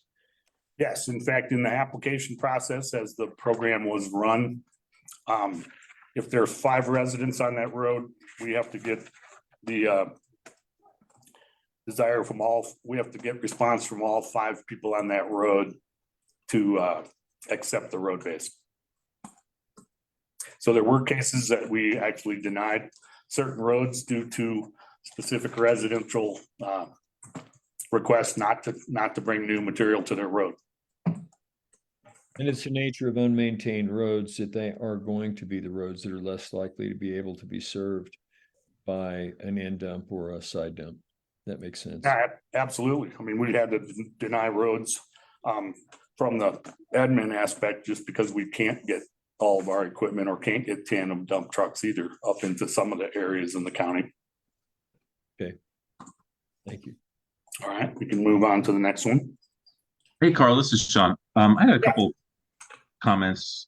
One comment is, I don't know if I agree with the idea of having every single neighbor have veto power, because I mean, I feel blessed that I live in a neighborhood where I don't think any of my neighbors would do that just to be spiteful, but I know that that's not every neighborhood in the county, and particularly roads that had, I don't know, a dozen homes on it, and there was one curmudgeon who basically had the power to make everyone else drive on a terrible road. So maybe that's some food for thought. The other question I have is, other comment I have is, I very much appreciate you sharpening the pencil and giving us the actual numbers. My observation is, if I put myself in the shoes of neighbors who live on an unmaintained road, they're paying the same tax rates and sales tax as I do on a maintained road. And so I do kind of like the idea of us at least meeting them halfway, but I don't mind the idea also, as I mentioned the county commissioner update earlier today, of having the neighbors bear some of the costs. And it's kind of in alignment with what's going on with the wildfire grants. And I don't know if we're counting, because they're the ones who are essentially figuring out how to get the road base distributed and the road graded, correct? We're not doing any of that work, right? That's true. So George, I guess they do have an in-kind contribution, but anyway, I would love for us to figure out a way to make this plan, this offering available in a way that's, again, more of a majority rules than one person can cancel the whole thing. And then also just, again, making sure that the residents have some kind of a skin in the game. And I guess by virtue of the fact that they're responsible for actually applying the material, which probably costs more than just dumping it. So anyway, those are my thoughts. Thanks. so Sean, just, Carl's gonna cover this slide here in a second, but our recommendation is not to reactivate the program. Staff does not want to reactivate this program for the reasons that Carl is gonna walk through right now. But we do have some recommendations if that's the board's direction to reactivate. We do have some recommendations here in a moment that will kind of speak to some of the things you're talking about. Okay, well, I'll sit quietly and take on the extra information, and perhaps it'll change my mind, and perhaps it won't. No, absolutely, Sean. That's a fair response. And to be honest with you, that's just how the application was written in 2015 for the program to go into effect 2016. And I'm not sure exactly how and when that decision to make one resident have that power to call that was even decided on at this point, to be honest with you. But some of the reasons that were opposed to the program from the Road and Bridge Department perspective is just the amount of staff time, and with the labor market the way it is now and the staff vacancies that we still have, we're still in a tight spot trying to keep track of things. I mean, we looked at different ways of doing this. I mentioned that $140 an hour to run a tandem from a Fry's pit. We're cheaper than that. I think it works out to about 110 if you look at FTEs, wages, benefits, and the cost to run a truck that much. However, we own 6 tandems and we have 12 drivers, and each of those projects, if you were to do 6 or 18 as we did in certain years, are 20 trips each. So that math doesn't really work out that well to put road and bridge workers back out on the road to do any other projects. And in the past, we just did this project in the fall.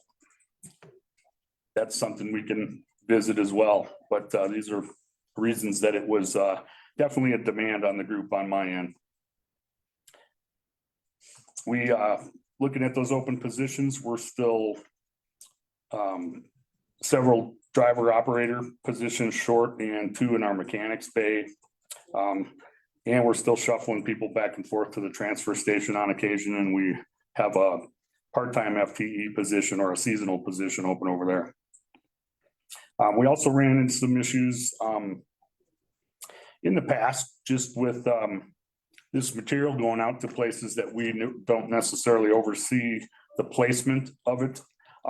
We saw a lot of driveway work and entryways to houses and things done rather than just putting it on their roadways. And then the last bullet was just a justification because that was not really mentioned or part of the ballot measure asking for the sales tax for road maintenance. That was more specifically directed at the asphalt and capital improvement projects. All right. So some of the recommendations that we did discuss, I mean, I think there's a couple more here too. There's some different materials that are becoming available.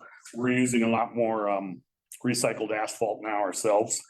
And there's also more of that available from some of the projects that CDOT and some of the bigger surrounding projects are, but that's usually not attainable to us. What we're purchasing right now is a product that's actually what's the word I'm looking for? Yeah, just it's a reclaimed asphalt, but it's processed. And it is quite a bit more expensive than road base. So all the numbers you're looking at on this report were based on road base and basically the pricing coming out of the Fry quarry. But looking at the demands on the staff, we talked about possibly doing a cost share with the residents and seeing what kind of feedback the board had about that. We also, you know, in the previous write-up, I talked about as far as the applicants go, having buy-in from everybody.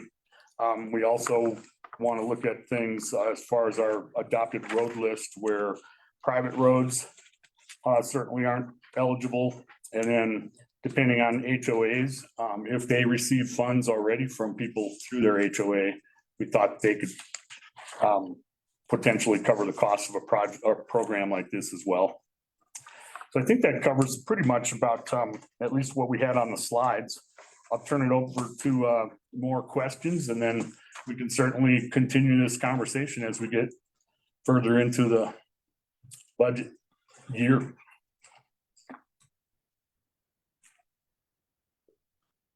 Yeah, I'll just weigh in real quick. I don't think it really, I appreciate what you're saying. Kind of, can you go back to this previous slide? More? So the fifth one, I would personally kind of consider this level of effort and expense sort of de minimis if I capture it in the context of all the money that's been dedicated towards the road and bridge and the 0.75%. So the fact that something fairly nominal wasn't on there, to me, isn't a reason not to do it. I agree, number 4, but I also think that if you are requiring an entire neighborhood or residents on a road, I think that that's kind of a self-policing situation where if one of the neighbors takes that for their own personal use, I would hope that the other neighbors would be okay with that. And then the rest of them are really management issues in terms of managing the workload. And I don't know if this is one of those things where in between projects, there might be a little bit of slack time to fit something like this in, but I'm not going to sit here and tell you that I want you to do this. I would just say, please try to do it. I think it would be a good program. And I know that it really helped out a lot of residents who don't receive any services for the taxes that they pay. And I think that's all I got to say about it for now. I'll build on that. I am very interested in seeing us get a program like this back to people who live on non-maintained roads. And I don't think it's accurate to say that people who live on non-maintained roads receive no benefit from their tax payments to the Road and Bridge Fund, because they drive on maintained roads to get there. And another thing that's very compelling to me is that if currently, because of limitations in staff time, we're not able to resurface the roads we have committed to surfacing, saying that we're going to do less on what we've committed to so that we can do something we haven't committed to, doesn't make a ton of sense on its face. So I think at this point, I'm similar to Sean, I'm not prepared to insist that we launch this program next year. I would like us to continue to try to figure out how this can be fit back into our programs. What I have heard just from constituents over the years is a steady increase in a drumbeat related to this issue. And I think that might be because in the past we had this program in place and it was keeping our non-maintained roads at a certain level. And now we're many years past when we used to do that. So I'm hearing that we have big problems in a lot of areas in the county, and there are probably other trends as well, like the way those roads are used, side by sides, etc., driving this. But what I would maybe ask staff, first off, for the purposes of this budget, I don't intend to insist that we include it. What I would love to see is staff look at is there a way to design a program that doesn't pay for materials costs even at 50%, but that allows people to benefit from prices that we get, our ability to coordinate relationships we have with truckers, etc., to help facilitate projects. I'm thinking kind of like the collaborative Narcan purchases. How can we use our buying power and our staffing expertise to enable projects that have funding? So I'll stop there. That's where my head is at least right now. Yeah, I think in general, I'm interested. I'm in a similar vein. I completely understand and sympathize with the staff recommendation and respect it. At the same time, I think like George said, I've noticed on some of the roads, even some of the roads that have not benefited from that program, in the last several years, some of the types of vehicle use, both illegal vehicles that aren't licensed, as well as some legal vehicles, the kinds of ways in which they're being equipped and used and popularized for that type of use are putting a heavier beating on our roads than I remember. And a lot of people in ordinary vehicles trying to drive in ordinary ways can't get places they used to go. And I've seen a degradation of the roads that some of our unmaintained road, the condition of some of our unmaintained roads that people do live on. And so I think finding a few ways to help them would be good. One of them would be to find some way to make this program work, and there may be costs to them, but it may be in trying to find a way to lower the transportation costs at some point in the way that it's delivered, and they may have to work on that. We may be able to help with that in some manner. And then purchasing power to do an economic of scale thing to help some. So maybe we do endure some costs, but not endure it at the level that we did before when we're trying to shrink our expenditures. I don't know what it looks like. I'd like to be creative and help people still get the benefit of that a few different ways. One other question. I agree with what's both been said. It almost seems when I'm looking at this and thinking about what you said, Carl, the constraint is more on our staff time than it is the budget impact, because the numbers that you show aren't nothing, but they're pretty small numbers. So one of the other things I'm wondering about, is there a way that we can use our relationships to help? Because I think a lot of this is, in my mind, making things easy and removing barriers. And if I lived on a road like that and my 3 neighbors said, hey, I got $1,000 or whatever the deal is, the hard part is I don't know where to call, right? I don't know how to hire somebody to get that stuff. I don't know the right stuff. So I guess what I'm saying is another possible area to get creative is don't use our staff to actually do the transportation, but kind of, like I said, maybe kind of curate a solution for neighbors to say, hey, here's a contractor who can deliver the stuff. Here's what it will cost you. You know, the county might help offset some of the costs. I don't know, something like that, just to get creative and not essentially pull staff away from other work that they don't have the time already to do. So I don't know if that made any sense, but that's just kind of what I'm thinking about too. And I appreciate all the comments from the board. I think that's really why I'm here today. We know you had a desire to bring this conversation back up. I think there's a way we can probably reach some middle ground moving forward. Just the recommendation that I have in front of you today is really based on how the project was run in the past, and maybe it doesn't have to be run that way. Yeah, I think you make a strong argument that it should not be, and that we should. I mean, that's what I'm saying. I respect the staff recommendation.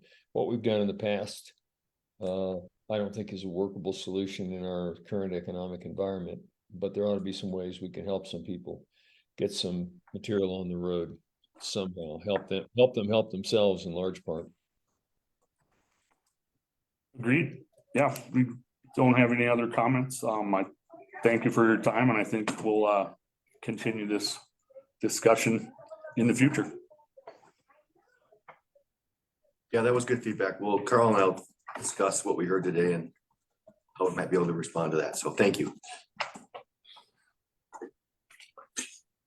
Okay, thanks, Carl. Thank you. Okay, we're gonna move on to talk about the ambulance sales tax fund. This is EMS. So this fund is going up 22% in 2024, and that's primarily because the chat team, the Clear Creek Health Assistance team, launched in August of this year. They've been working really hard. They got some really great community feedback at each of the meetings they attended in the last couple of months. So that's been going really well. In 2024, we are hoping to receive a grant that would cover those additional 2 chat FTEs that Maria mentioned a little bit earlier also. We have yet to hear on that, but we're hopeful. And then there's also a 0.8 billing tech position that will be added. And like Maria mentioned at the beginning, this is really just a transfer from a position that was a contracted service into an employee, because EMS feels like that is something that is going to work better for them. Okay. So I'm going to talk a little bit about the chat grant funding that we've received so far. Staff is very, very grateful to have received support from a variety of sources, both state and federal. So thus far, chat is fully grant funded through the end of 2024. We've received $135,000 from the Department of Local Affairs, or DOLA. Also $405,000 from the Colorado Behavioral Health Administration. That's federal funding. In addition to $33,000 from CDPHE. And part of that award, another $43,000 of that award is to support other EMS functions. So props to the EMS director for his pursuit of grant funding there also. And then, like I said, we're waiting to hear back on an application that we submitted back in September for about $200,000 from the Gateway to the Rockies Opioid Council. And that would fund those additional 2 FTEs that would allow the chat program to expand services to 7 days a week rather than the 4 that they're currently able to provide. Okay. Okay, so Human Services Fund is next, and I apologize, I missed the page number for EMS, but Human Services is on page 68 of your proposed budget books.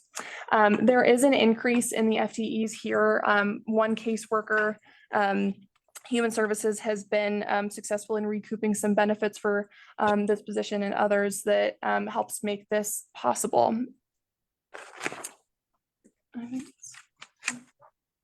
Okay. Public health fund. Just sorry, on the Human Services Fund, just very quickly, this increase in a position, this is a position that we had budgeted for in years past, and my understanding, correct me where I'm wrong, is that the Human Services Department tried to get through with eliminating that position and learned in trying that they did indeed need that position. Is that correct? Yeah, that's correct. I mean, it was reclassified into a different position based on a need they had at the time. And I think Sarah believed that they could handle the caseload, but I think what we're hearing now is that caseload is getting too great, which is causing the need to add this position back. Okay. The reason I wanted to just stop on this is I support this position being funded again. And I hope that staff that's listening will view this as evidence that we welcome their experimentation with doing the same with less. And if they decide that a position doesn't need to be filled and they're going to try it for a year and find out that's not feasible, this board and the county manager, the finance director, et cetera, is listening. So I just want to continue to build on a culture where we are willing to innovate and try, and where we find that we didn't get it right, we can go back and fix it.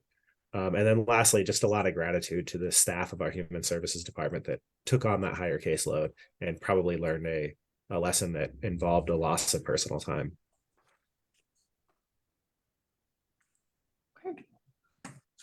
Great. Thanks, Commissioner.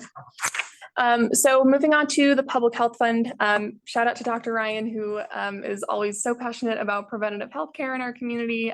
We did get his stamp of approval for the orange juice gift there also. So the Public Health Fund is increasing 33% in 2024. That seems like a big number, but that's really because public health will be the fiscal agent for a grant that the Jefferson Center for Mental Health received for a big capital project. So that money is coming in and coming out. So really it's not as jarring as it looks.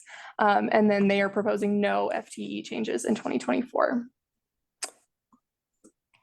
Okay, rounding out the rest of our county funds here, I will walk through these. In our emergency telephone fund, there will be, we had several projects in 2023. You may recall, commissioners, that Sheriff's Office staff came to you in April of this year to ask for some funding related to some repairs in some of their maintained antennas, some maintenance agreements that got taken care of. Currently today, less is anticipated in 2024. We still have to maintain those antennas, maintain that infrastructure on the mountains. But of course, the 911 operation itself out of the general fund is proposed to move in the future to be provided by JeffCom. In our conservation trust fund in 2023, we had a large transfer from the conservation trust fund into the general fund. And this was sort of making up for a few prior years where no transfer was made. This is lottery ticket sales that we get from the state. They share money with us, and we are allowed to use this money on maintaining open space, maintaining trails, maintaining outdoor recreation amenities. And normally we would transfer that money every year to the general fund. And there was just a few years where it just didn't happen. And so 2023, we were making up for that. 2024, we're getting back to a transfer is basically the money that comes in from the lottery sales. So that's why that changed. In open space, we did a lot of work to study and understand the open space being maintained by those trails folks that are working and being paid for out of the general fund. A lot of work was done to visit with the Open Space Commission about this as well.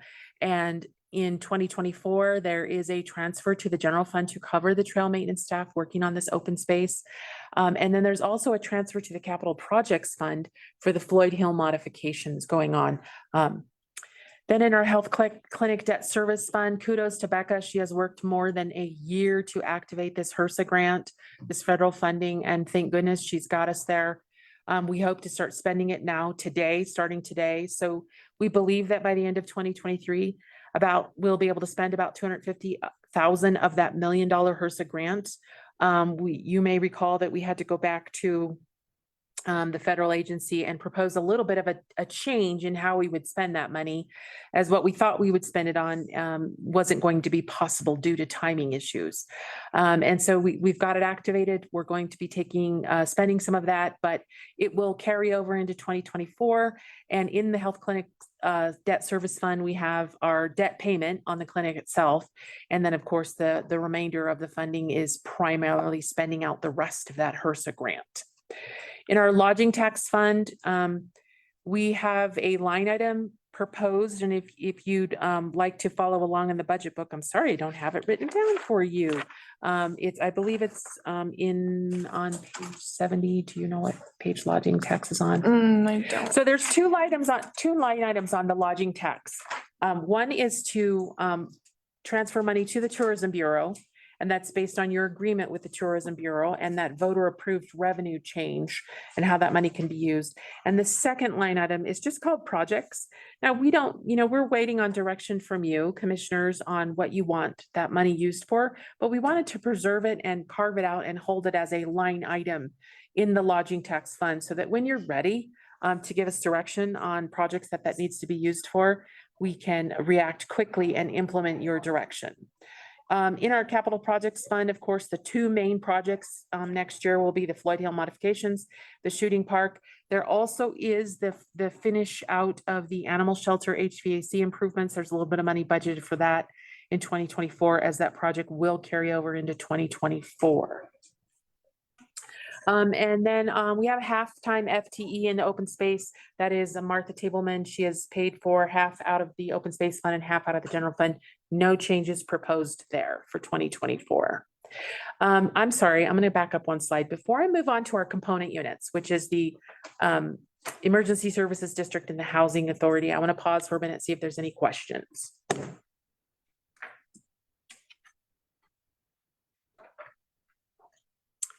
Sounds like there's no questions. So I'm going to move on to our Just sorry. remind me, is it 40% the split? Is it 60%? Sorry, lodging tax fund, page 63. Is it? Yeah. That's a good question, and I should clarify that. So the voter approved change said 60% or more. So at least 60% can go to housing, daycare type needs for our workforce community, and up to 40%. So no more than 40% goes to the Tourism Bureau. But commissioners can decide to give less than 40% to the Tourism Bureau, but no more than 40% can go there. Correct. Okay, and then just to, it must be, obviously we're budgeting to have $150,000 reduction in fund balance. And that is why the 146,000 instead of 120,000 is being proposed going to the Tourism Bureau.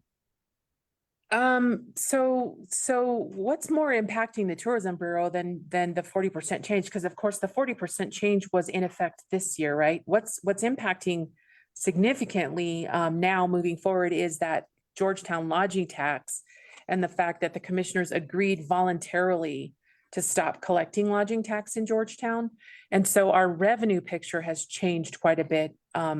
Starting July 1 of this year. And then so next year's that first year, you will see an entire year where we are not collecting lodging tax for locations inside the town of Georgetown. So that's really the bigger change. The $150,000 decline in fund balance is just carving out what's been accumulating this year, currently in 2023, based on that voter change, that is allowable for the commissioners to make decisions about that money, how you'd like that purposed for affordable housing, for daycare needs in the community, for our workforce housing. That 150,000 is related to this year. And we were simply just setting it aside in 24's budget and proposing it for you so that when you do make decisions and you want us to do something, give us direction, we can react quickly and implement your direction quickly. Okay, thank you. And I phrased the question poorly. I'm simply observing that $146,000 going to the Tourism Bureau is more than 40% of the $302,000 in revenue. And then as I was asking the question, I realized that that doesn't present a problem because we're using some fund balance to make up the difference. Yes. Okay, good comments, good comments. All right, so that rounds out the county funds. We still have two component unit funds. Of course, but very important, our emergency services district, or the money that we accumulate, the property tax we accumulate and then give over to the fire authority for them to do their work. We're projecting an approximate $10,000 increase in what we would pay to the fire authority. And that is simply showing and recognizing the increase in property tax values. Now, a little bit of a side note here, the fire district, their boundaries, they have a higher percentage of the mine in their property tax base than we do, because of course we encompass the whole county. We get to benefit when the town of Georgetown is growing and adding new commercial locations and adding new residents. Same with the town of Idaho Springs. We benefit from that. The fire authority, a larger portion of their boundaries is the mine. So they get hurt a little bit more when the mine decreases than even we do. So you can imagine how painful it's been for the county. It's been very painful for the fire district. Okay, the housing authority rounds out our component unit funds. We have a contract with Grand County to administer our housing choice voucher or Section 8 program. And then they charge us administrative fees when they do that, when they handle that for us. And it's trends around a little bit under 10,000 a year for that administration of that. Turning it over to the county manager. Thank you. This is just a list of some of the items that got reviewed. In some cases requested in the budget, but did not actually make it into the FY 2024 budget. We did do some analysis of our retirement contributions that the county is making to all employees. You're gonna see here in another slide here in a moment, that adding 2%, this is the cost of what adding 2% would do to our bottom line in terms of our ongoing costs moving forward, $273,000 across all of our funds. And you'll see some more rationale for that here moving forward with respect to another slide that kind of demonstrates that we're a little bit behind our competitors when it comes to that retirement contribution. That is something we would need to bring back to you if that was something we want to consider in the future.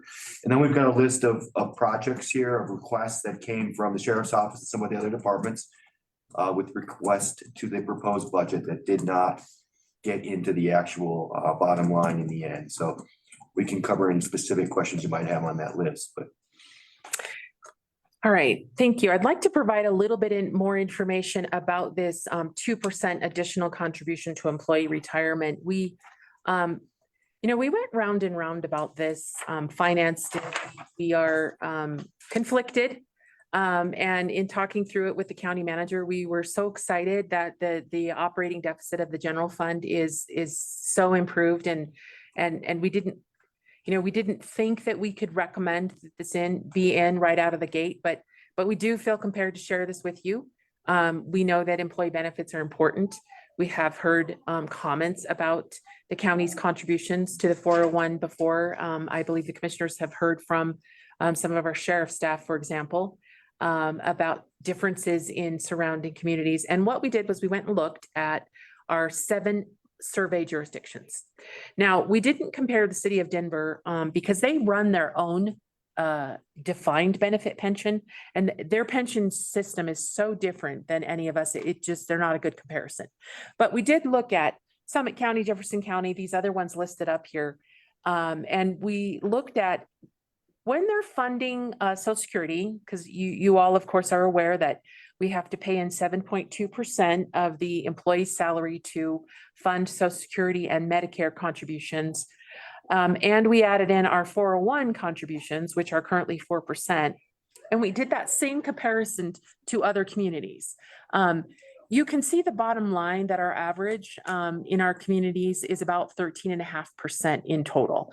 And we are below that. We're almost 2% below that. So why do we have FICA in there?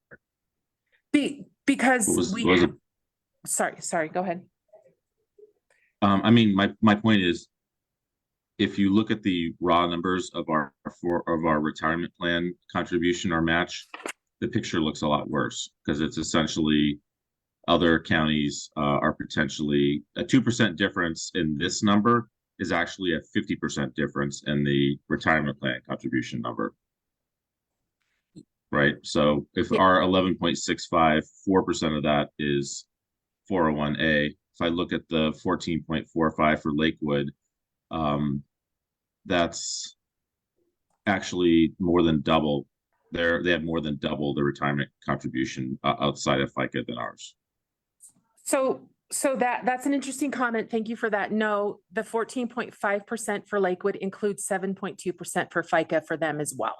So this is their plan. We're saying the same thing. My whole point is, if you compare the raw number of our I guess the reason why I'm confused why we would put FICA in there is none of the jurisdictions in that list have any control over the FICA, and it's the same for all of them. So I think, to me, I can kind of put that aside and focus on the actual 401 contribution, which we do have policy control over. And that's where now, if I tease the numbers out, City of Lakewood's is almost 3% higher than ours. So it's not 50% more, but it's essentially almost 7% retirement contribution versus 4% for us, which is a lot different, a lot more of a stark, different comparison than 14 versus 11. Yeah, I agree with Sean, and I understand the FICA is almost it's a cloud that or a filter that makes it more difficult to understand the real difference between ourselves and the other counties in terms of what we're offering to compete. Everybody does FICA, I mean, we can, you're required by law to do it. To look at these others, it kind of shows that maybe we're only, maybe we are only giving 2/3 or half of what some of these others are. What's the total on FICA right now? 7.2%. 7.2. And I think part of the purpose of bringing this today was just to let you know it's something we looked at as we built the budget. We chose, given our budget situation, not to put it in the proposed budget. If it's something that we want to consider moving forward, it's an item that we would be bringing back to you for further conversation, so we can dive a little bit deeper into it. We've got a program in place right now where we've got 20+ year employees who are receiving this extra 2%. So we would have to figure out what, if anything, we want to do there. But again, this was just to demonstrate that it's something that we've looked at. We think some of the complaints that we're not quite as competitive are accurate. And again, just wanting to know if it's something we want to look at in the future, we would bring this back for more of a deeper dive.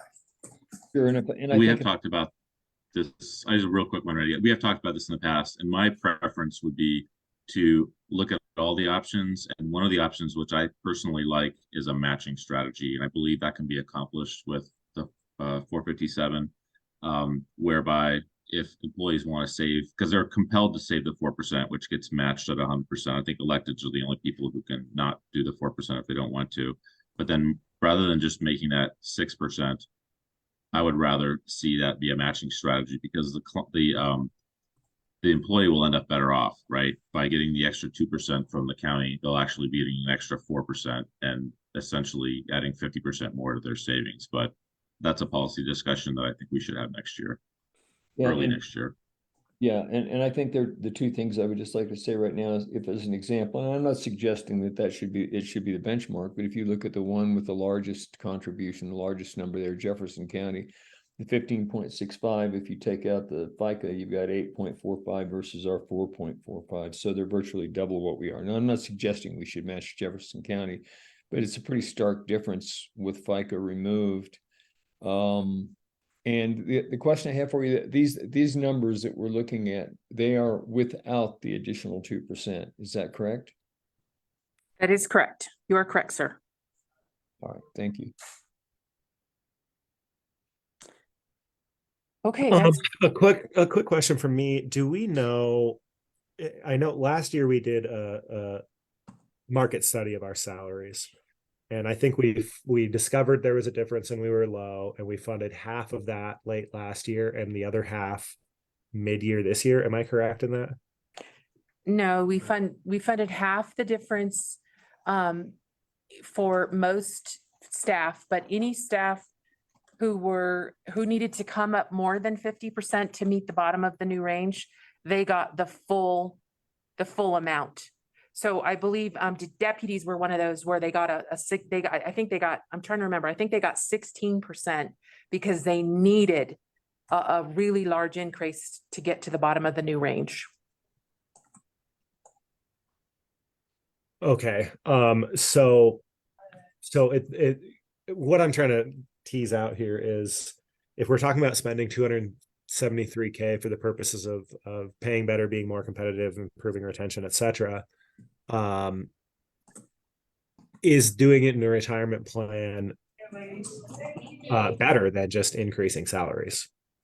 So that's just something for us to think about as you bring this back.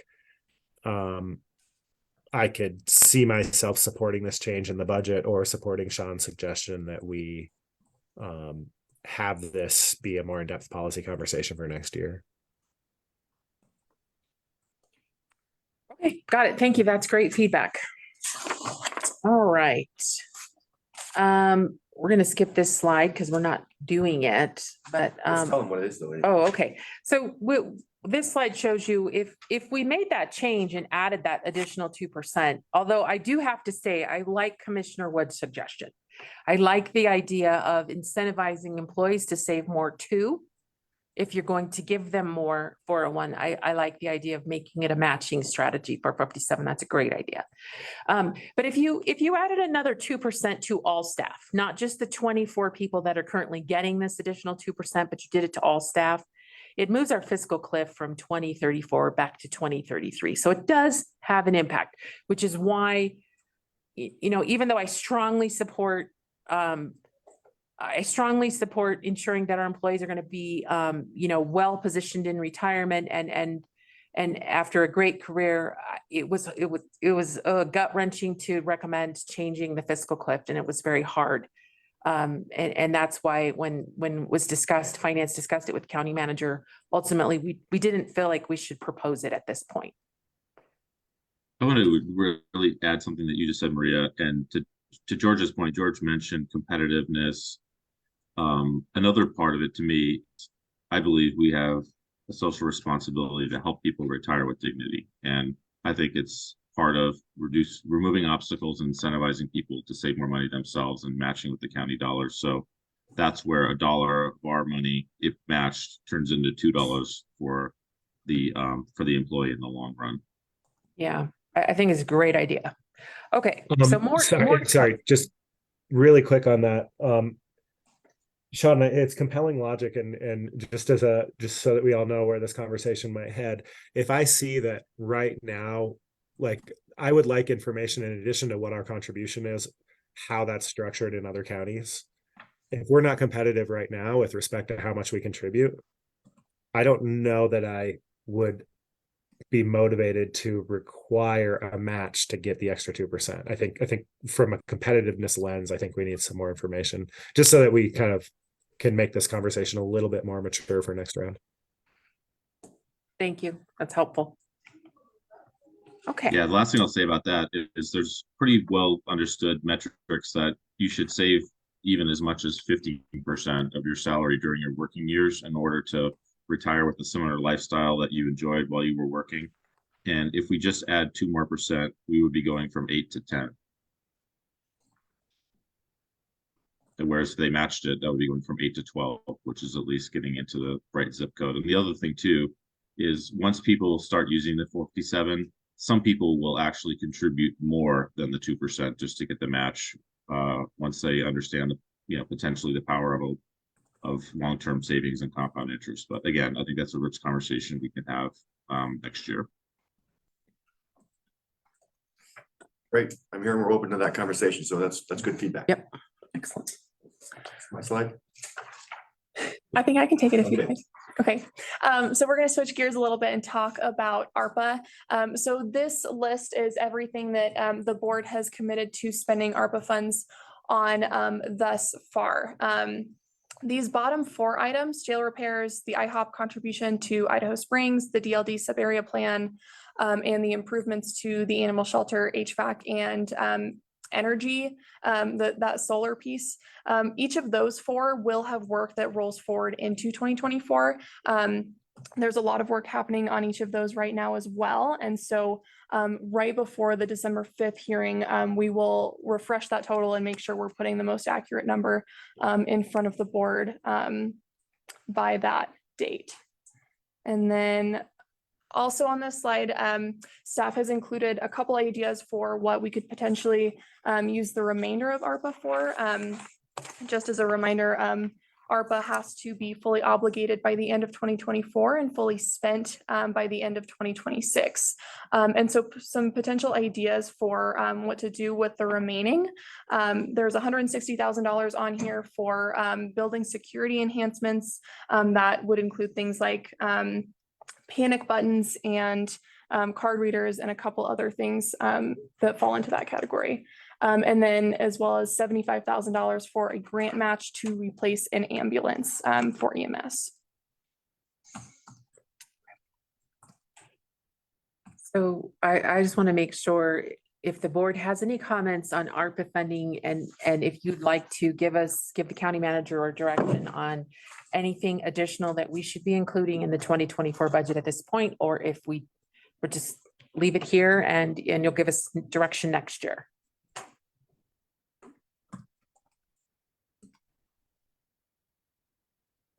I would like to know more about building security. I know that in other counties, this came up a while back, and I think Routt County had recently done taking kind of a comprehensive approach to evaluating building security options.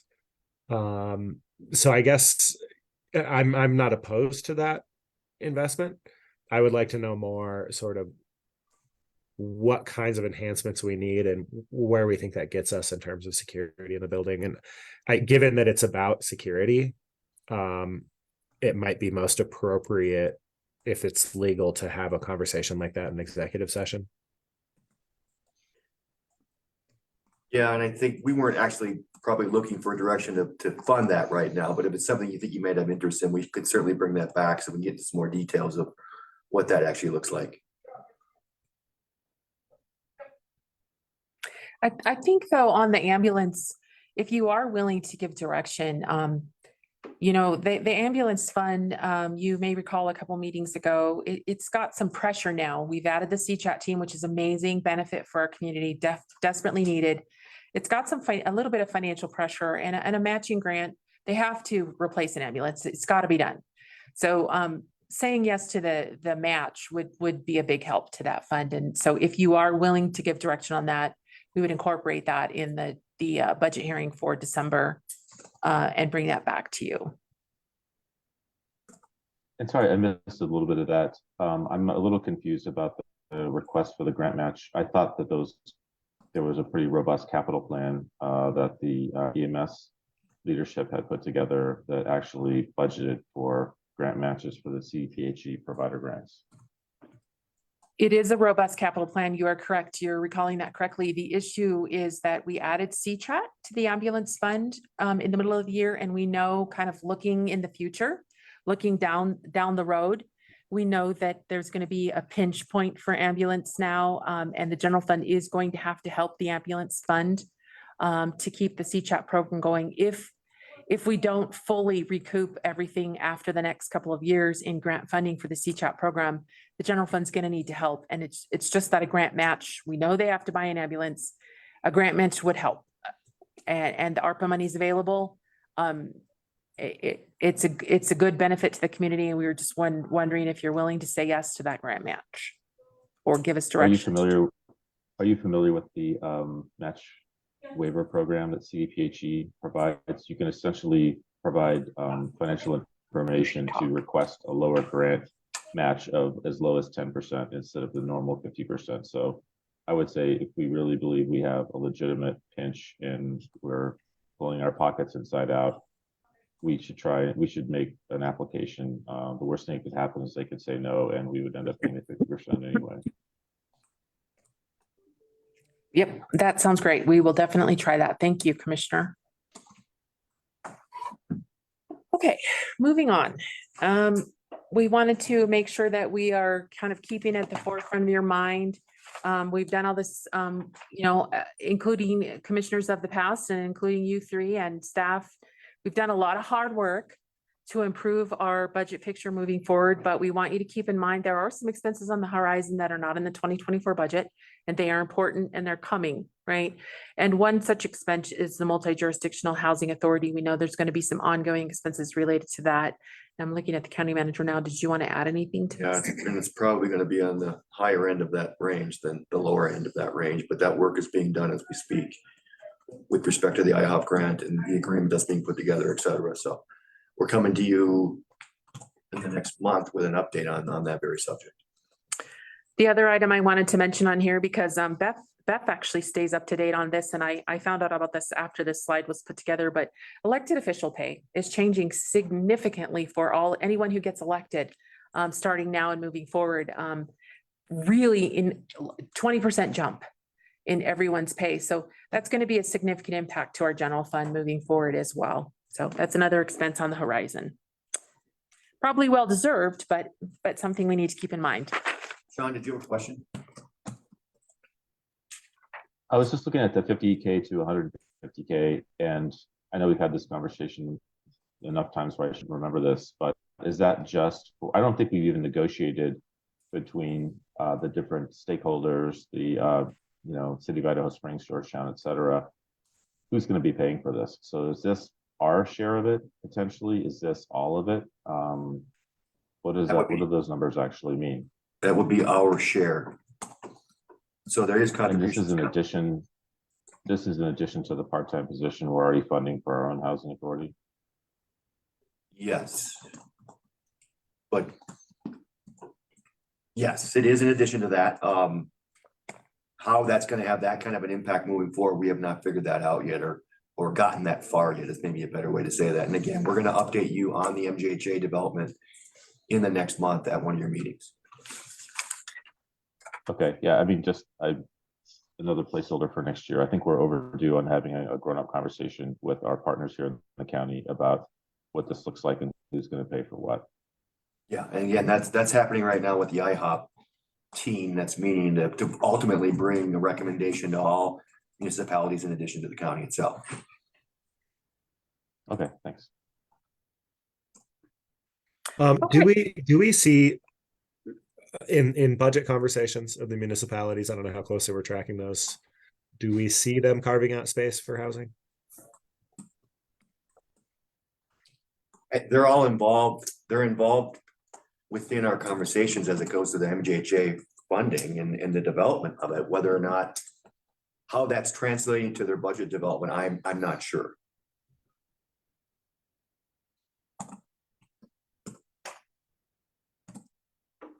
Keep going? Yeah. Okay. All right, commissioners.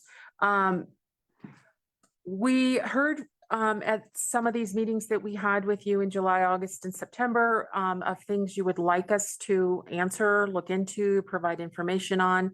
So we'd like to walk through some of these things. We did talk about the Road and Bridge Material Delivery Program and understand that you have an interest in some form of a program, and the county manager and the Public Works Director will bring back some ideas at a later date for the commissioners. Although we did also hear from you that you are okay if in the 2024 budget, it's not necessarily a line item and money is not necessarily included, but you are interested in the conversation continuing and something being proposed, some kind of program being proposed. Did I explain that correctly? Okay. All right. You also asked about a facilities model, a forecast to ensure that staff is making plans for boilers to be replaced, roofs to be replaced, carpet to be replaced, taking care of county facilities. That is being worked on as we speak. We hope to deliver you a copy of this forecast and this model for all of our facilities in fiscal year 2024. You asked for a deep dive on transit. That happened in August at a meeting. Lots of good feedback from the commissioners, and it was decided that you would agree to subsidize the transit operation to the tune of $250,000 a year for the next 2 budget cycles. We appreciate that. We're grateful for it, and we are promising you we are going to deliver and stay within the confines of that subsidy. A commissioner asked about process improvement and is it beneficial? Oh, Megan, I'm not moving again. Is it beneficial to maybe spend some money on an outside party to look at processes and how can we improve things? And while it probably could be beneficial, what we're asking at this point of the commissioners is that you pause and wait a minute here and allow us to keep doing all the good work that we're doing. Allow us to keep going after this low-hanging fruit and make these process improvements internally, make recommendations to you. And if we reach a point where we think that it's time to engage outside parties, the county manager will make that recommendation. Vacant positions. You asked us to think about whether or not we want to propose vacant positions would be funded, and perhaps they would not be included in the budget, but if at such time a vacant position was if we were looking to fill one, come back to the commissioners and explain why we need the position and seek budget at that time. You may have noticed we proposed in the budget that all vacant positions would be filled. We evaluated the vacant positions, and a lot of our vacant positions are in the road and bridge operation. They're vacant because we have a tight labor market. We're trying to fill them. We want to fill them. We need them, and we'd like to keep working on that.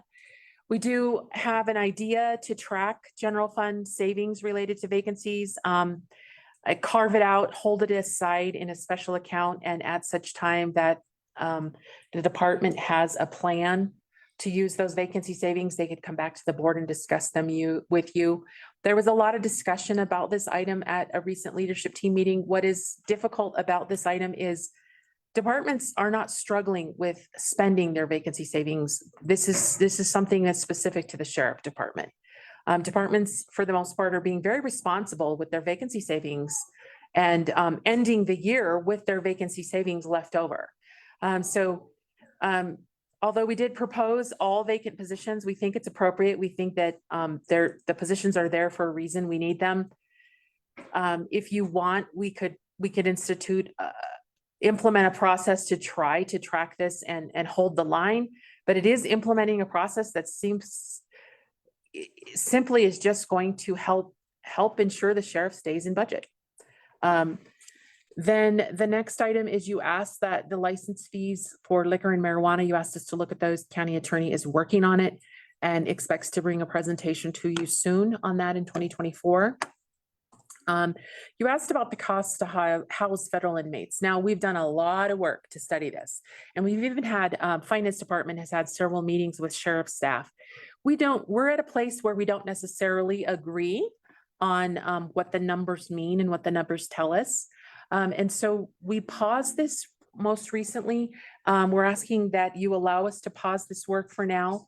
We know that you're thinking and making plans and working to appoint a new sheriff, and we'd like to have that process play out.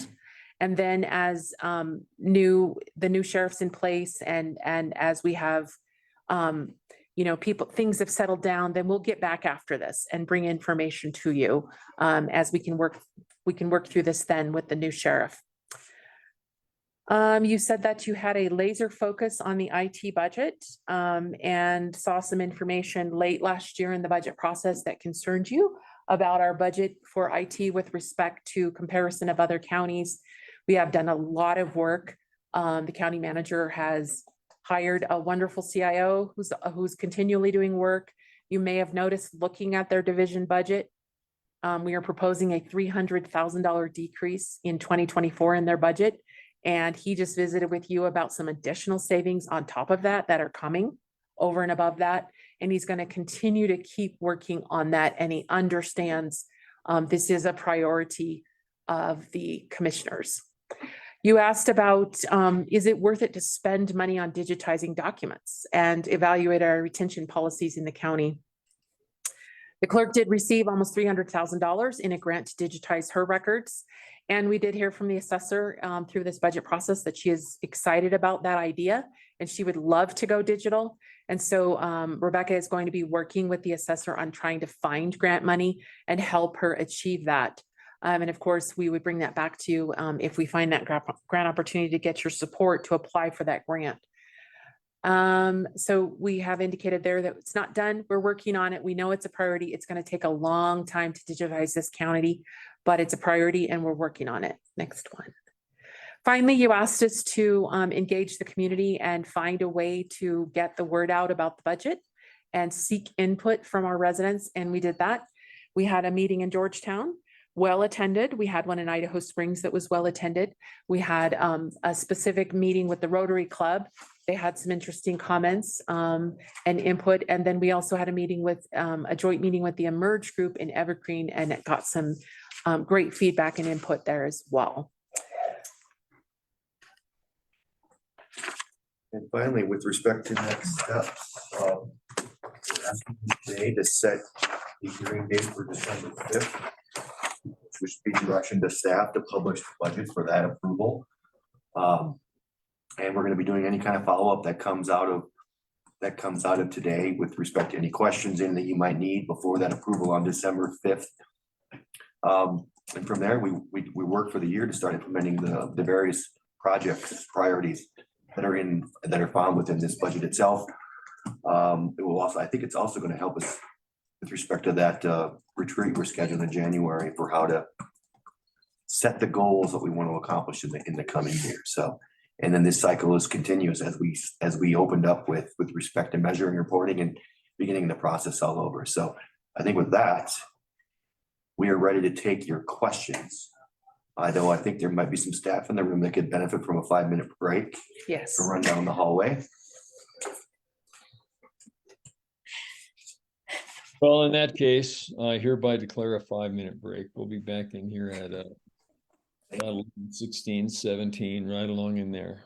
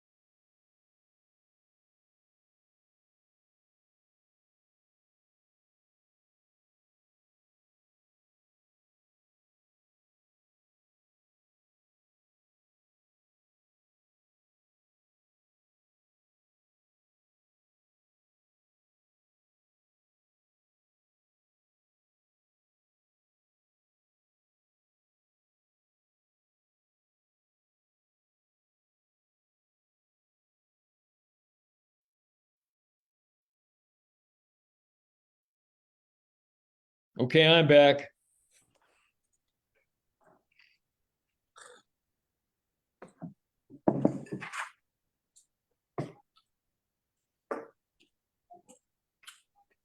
All right, ready to go?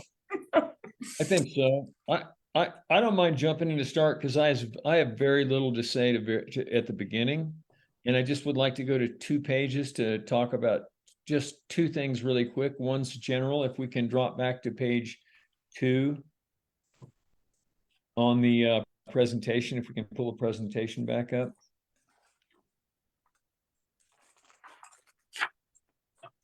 Okay. If we could, what I'd like to do is just look at that right-hand column and look for the numbers in parentheses. And I'm sure I'm not the only person who's interested in this. There are only 3 numbers in parentheses in that column, and what the bottom one is obscured by that big black bar. Looks like we just lost it again. I'm looking at Sorry, it. I'm pulling it back up. All right, thanks. And the bar goes away after a few seconds. Okay. So as you can see, there's only 3 numbers in parentheses on the right, those are the ones that really jump out to me, and they're 2023, and that's a corner, and the other 2 both relate to the sheriff's department. And I just wanted, as we move forward with this conversation, I just wanted to point that out as a general thing. And if you go to the next page, which is all other funds, page 3, just scroll forward 1 page.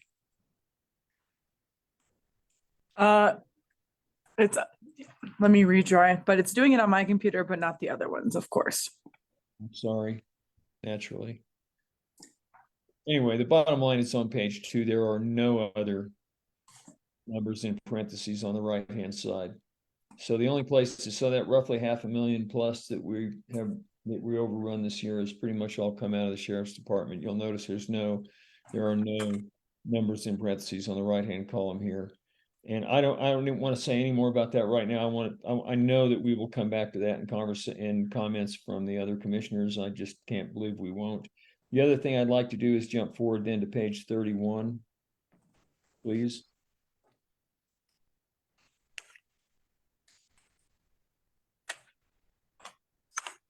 $31. Yes. I'm working on it, sorry. It's all right. I could share screen. Got it. Oops.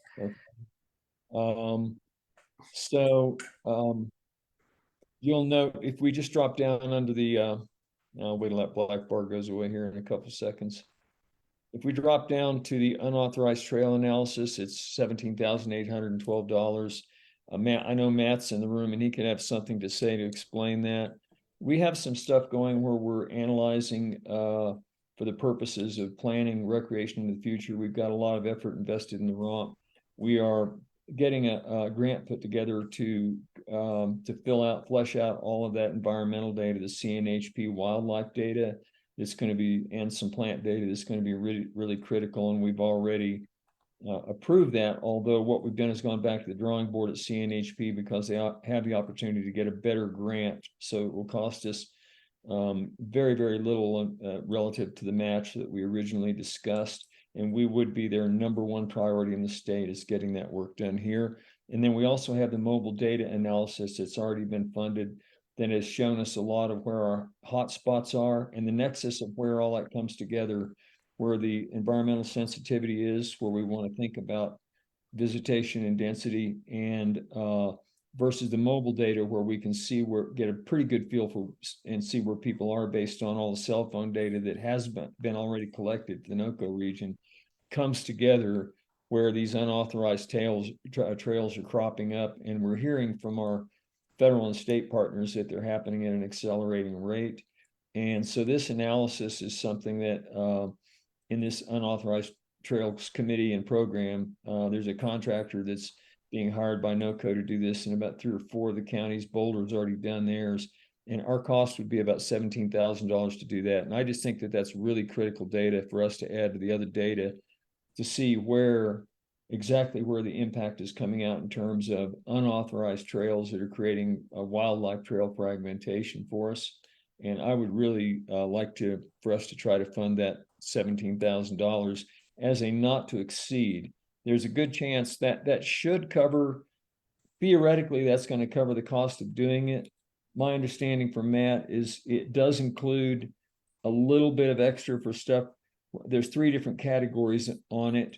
The first category is stuff that we already know is out there in general terms, because we have the reports on it being there, and certain either trails folks or Forest Service folks have identified it, or private citizens where it's happened. The next part is what we're going to see that's going to come out of our mobile data that'll lead us to some spots where we suspect, and then a general survey. And those 3 different kinds of analysis will have 3 different costs per mile of trail. The full guess at the miles of trails, there's about 75 generally identified that we don't know exactly where it is, but we need to get its condition down. That's the least expensive to look for because we already know where it is. Matt's guess is there's about another 75 at 2 different costs. This would be the full cost of all of that. The Forest Service does have some money that's available out there. We don't know exactly how much would come into the Clear Creek area, and if for sure that it will. So we expect that would buy this number down. On the other hand, we might find a little more than we thought. So I'm asking that we go ahead and include this 17,812 as a not to exceed number that we would try to come in under. And that would happen through Forest Service. That coming in under would be through Forest Service contribution that just isn't verified at this time. And this would handle the entire county, both county lands, all public lands in the county. This is an estimate to try to do the whole thing. The Forest Service is digging for the money now, but I think it's a really critical piece. And my anticipation is that they will come in with a portion of this money, and possibly even the lion's share. We'll see as it goes forward. And those are the only 2 specific things I have before just asking my 2 colleagues to pitch in with everything they've got. Thanks, Randy. I have a follow-on. Can we go back to the first page that Randy asked to look at with the department by department financial performance? Yes. Page 2. Yeah. Let me pull it up rather than make you guys watch me go through all the slides again. I've been using the sidebar and clicking on it. It's helped a lot. Yeah, that's what I've been doing. Okay, there we go. This one? Oh, wait, of course not, Megan. Yeah, that was it. Oh, okay, sorry. But I'm also curious to see kind of one of the ones that isn't on here is Public Works, because they have their own fund. But how do they come in budget wise, Public Works? Next page. Page 3.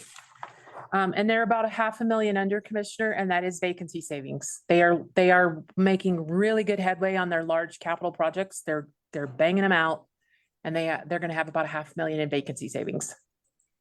Okay, so basically, do our best efforts. We budgeted for their full amount of staffing. They weren't able to achieve that, and then the money left over was not redirected towards other projects, but it ended up in essentially a savings for the year. Correct. Yes. So now go back to page 2, please. When I see the $406,000 overage in the sheriff's department, I'm confused, because didn't the sheriff also have somewhat significant vacancy savings, maybe similar to or even more than perhaps Road and Bridge or Public Works? Yes, if I analyze their vacant positions throughout the year, I would expect to see about $670,000 in vacancy savings. So if they had operated their shop like Public Works, we would be seeing a $670,000 on budget savings rather than a $406,000 overage. That's almost $1.1 million. Yes. But to be fair to the sheriff's office, just one more comment, Commissioner, to be fair, they did exceed in overtime significantly because they did have vacancies all year. They had to pay a lot of overtime that was unbudgeted. So some of that, I would say $450,000 of that $670,000 in vacancy savings I would have expected to see was eaten up with overtime. Because, you know, but they still have to run the jail. They still have to patrol, I even if they're understand that. not. I just don't remember seeing quite that profound an overtime budget exceeding the overtime budget. And I don't know if it's hard to go look at that real quick. I thought it was something less than 450. I will work on that. I will look at that right now. Yeah. Anyway, that's kind of one of the areas that I'm going to focus on because I'll have to admit I'm angry actually when I see the amount of effort towards the common good and sacrifice that every single department in this county made, other than the sheriff's department, and the fact that through all of our hard work and sacrifice, we pretty much made it to revenue neutral, other than the $1 million potentially that the sheriff went over. And then I know we're going to talk about the future budget. Looking at everyone's budgets look pretty aggressive in terms of, again, making the public's dollars go as far as they can. And somewhere between, depending on what slide you look at, 10 and 12% increase in the sheriff's department's budget. I mean, the question I'm going to ask you, Under Sheriff Stein, is, you know, to what degree do you feel like it's your responsibility to be the financial manager of your department and actually balance a budget? And don't answer that right now, but we'll give you a chance to give that some thought and maybe let George weigh in.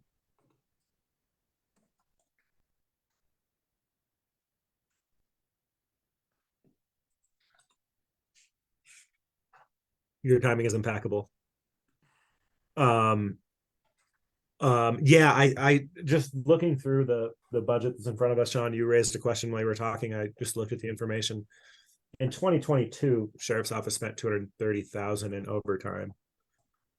So I think your observation sticks. Not only should we have expected budget savings, but we saw budget overages.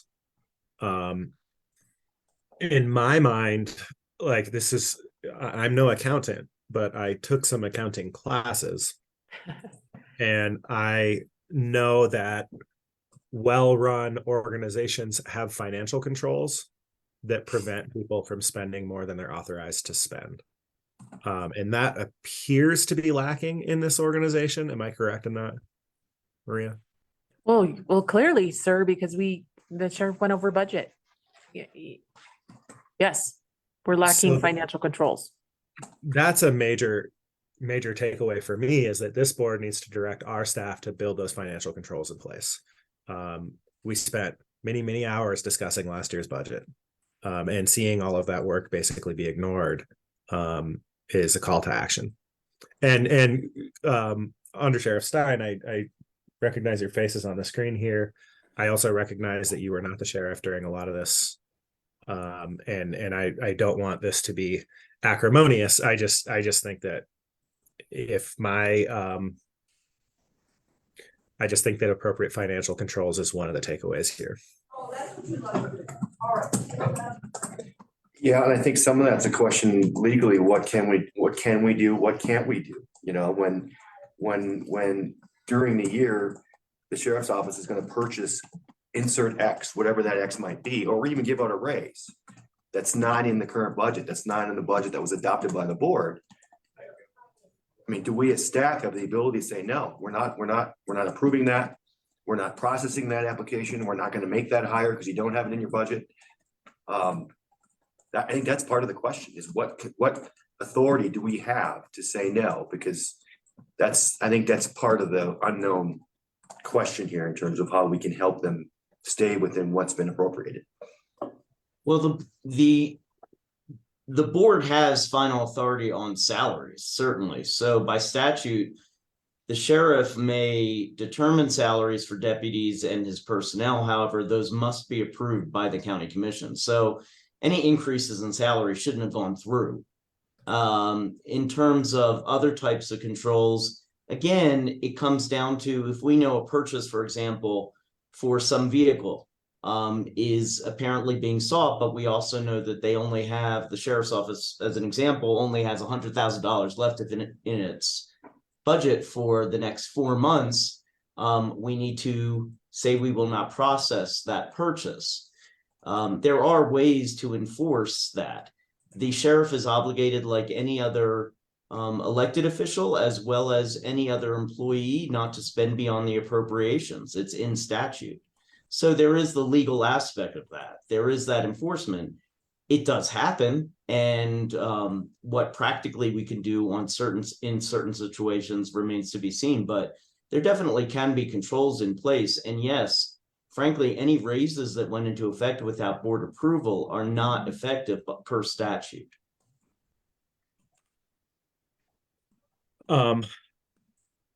Okay, thank you. That's helpful. I don't like that's to the extent what I would like to understand is the extent to which that's a budget conversation and how a realization that we need to improve our financial controls impacts the proposed budget. As a step one. As a step two, I think moving forward, I would like to see us take a pretty comprehensive approach to making sure that with respect to every department, every elected office, we have appropriate financial controls. And one of the use cases or examples that comes to mind for me is what happened only weeks after we approved the budget last year. My understanding, and I'm looking at you, Maria and or Brian, for confirmation, is that the sheriff's office put through numerous promotions and significant raises before the end of the year last year, so only weeks after the budget was approved, and none of those expenses were indicated or budgeted for or discussed, which kind of leads me to two interpretations of those facts. One is a very short-term planning horizon, and no one thought about those things. And after the budget was approved, some new information came to light, and some what seemed like long-term decisions were made. And the other one is, bad faith. You know, there was no effort to follow the process and essentially be a team member and have the same view of the public's money as everyone else does. So back to George's point, I completely agree with putting appropriate legal controls in place to make sure that we have the same attention to detail and the same attention to financial management across the entire organization.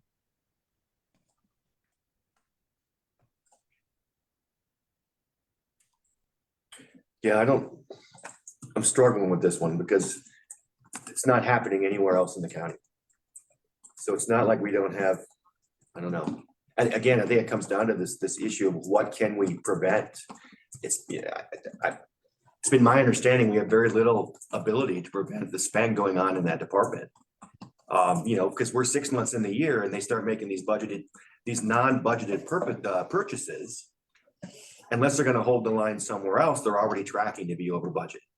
So if they're still within their appropriation at that point, 6 months in, we got to let that purchase go, even though it wasn't budgeted, and we think it's probably going to force them over the line, right? So that's the difficulty in how we help manage the sheriff's office budget moving forward.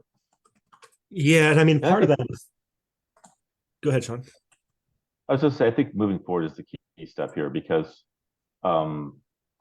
my intention isn't to kick dirt on anybody who isn't around anymore. And I hope that new leadership and embracing appropriate financial responsibility going forward is going to be able to address this problem. So I don't personally want to spend any more time looking backwards at the approach that was taken in the past, which wasn't collaborative. I mean, my take on it was an approach of a view that the board actually didn't have any power or ability to provide oversight, financial oversight. So that's the last thing I'm going to say, I believe, about the past. But I heard Peter say pretty clearly that we do have the ability to put the right controls in place. So I don't know that we need to, I need to kick the dead horse anymore. Maybe I'll kick it 1 or 2 more times accidentally, but I really want to focus on, to George's point, you know, how do we solve this problem going forward? How do we create a fair situation where everyone's treated the same? And we do have the ability to react to the unknown, right? Because it's totally legitimate. Things are going to come up, grant applications are going to come up. And I think one last message I would want to send out clear is the board puts forth a approved budget, but that doesn't mean that there aren't going to be additional needs that would be considered. But so not very really project there, but anyway, that's I just want to second what George is saying.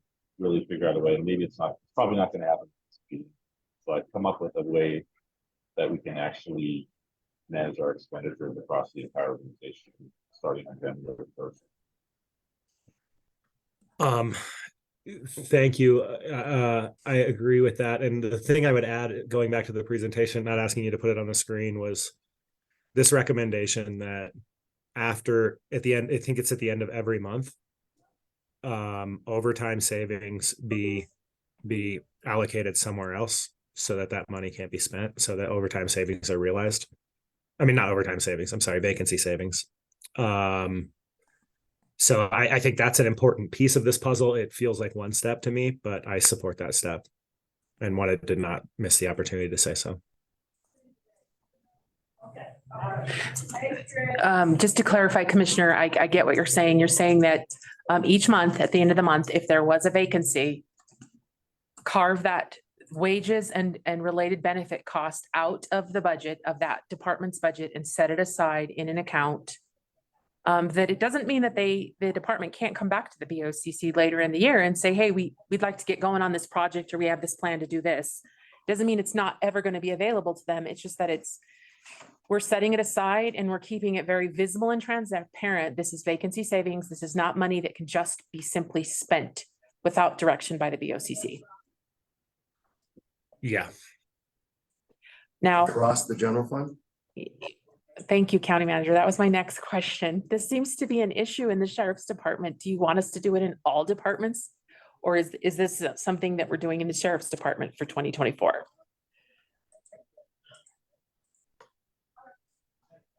I mean, for example, the clerk and recorder, she's had a vacancy since June, but she hasn't spent a dime of it.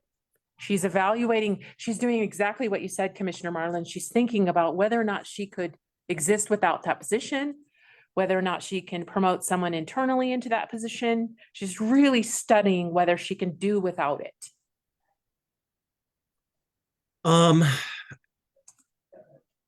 My hunch is that, like, my knee-jerk reaction is that, yeah, a process that's good financial management is good financial management, should be everywhere. I could be convinced that that's not the case here, that maybe there's some administrative burden that we don't need to embrace, where we don't see a problem or something like that. I'm open to hearing arguments on either end of that. I agree with your comment that good financial management is good financial management. What's good for the goose is good for the gander. I agree with that. I do too. It's just we're penalizing the other departments for someone else's inability to manage a budget. I would be happy to entertain a staff recommendation on that after hearing sort of the two sides of that coin. And I know, Sean, you prompted John. I think I'm satisfied with the state of direction around going over budget. I don't have anything to add. I don't know if Sean or Randy does. If they don't, maybe Sean had asked you a question, Mr. Stein, and I don't know if you have anything you'd like to add to this.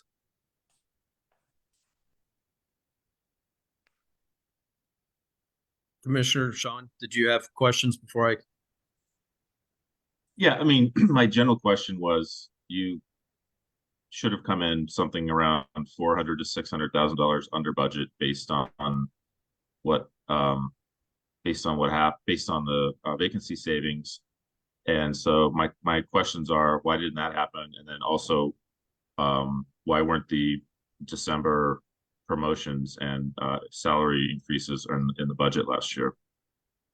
And Sean, on the first question, just to make sure I understand, you're accounting for the overtime. You're deducting the overtime from those vacancy savings to come up with that number. That's correct, isn't it? I mean, my math is 400 and some thousand over budget is where the plane's going to land. $675,000 under budget is where it would have landed if we hadn't spent a penny of the vacancy savings. And of course, there's some overtime in there, so that's not a hard number, but that's roughly a swing of 1.7, 1.1 million dollars. And my question is, Right. how'd that happen? Like, where'd the money go? Like, what kind of a process is going on in the sheriff's office where something like that's even possible?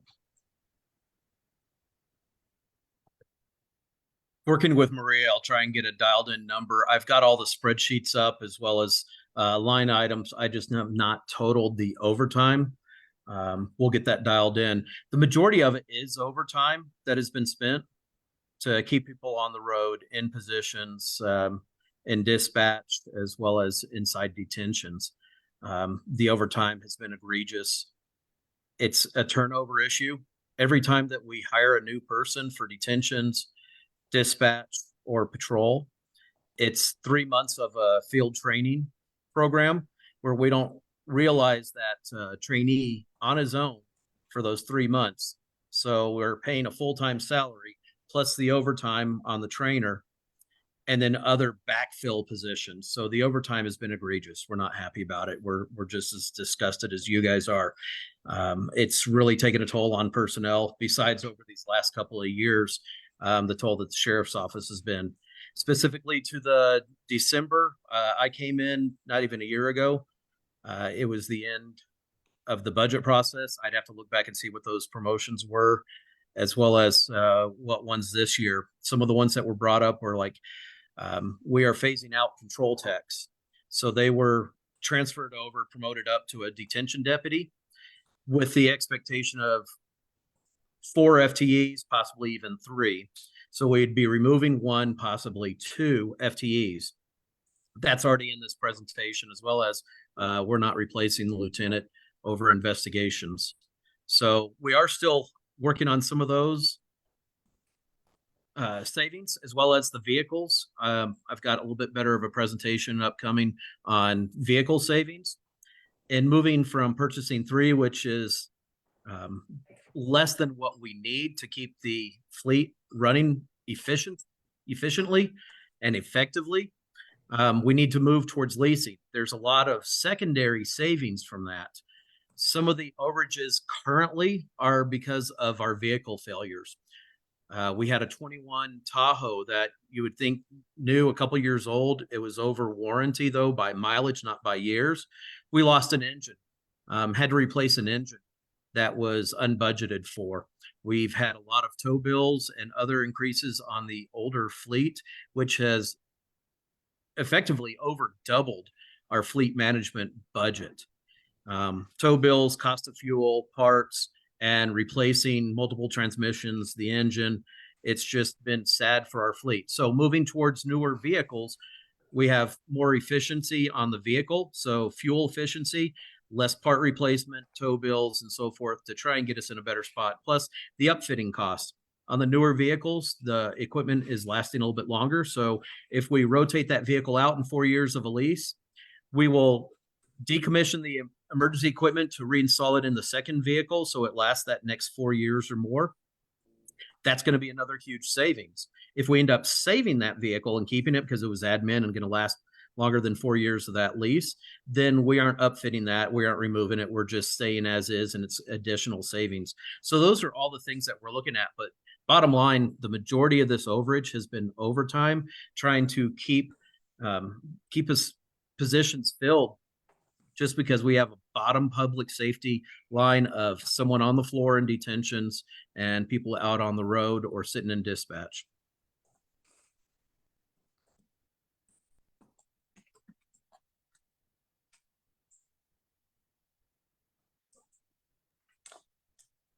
Yeah, while you were speaking, Under Sheriff, I went and looked at the 22 numbers since the 23 numbers aren't done yet. And yes, sir. Patrols overtime in 2022 was 70K, communications was 63,000, and confinement was 175,000. That's just a little bit over 300,000.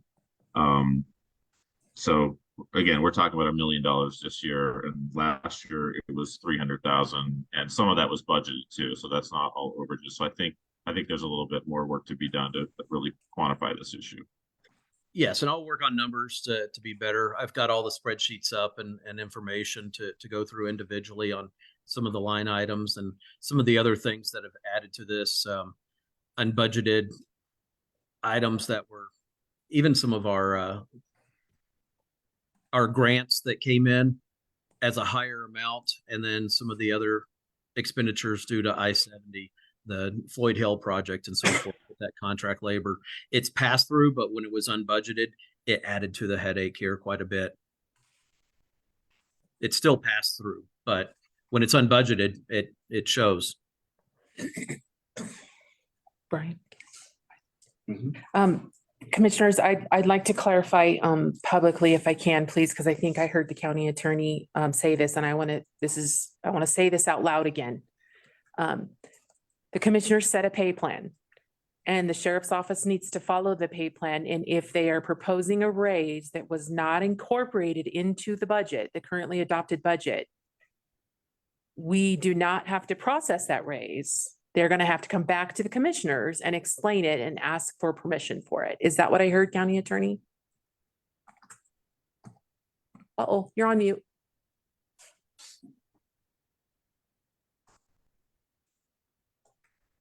Okay, sorry about that.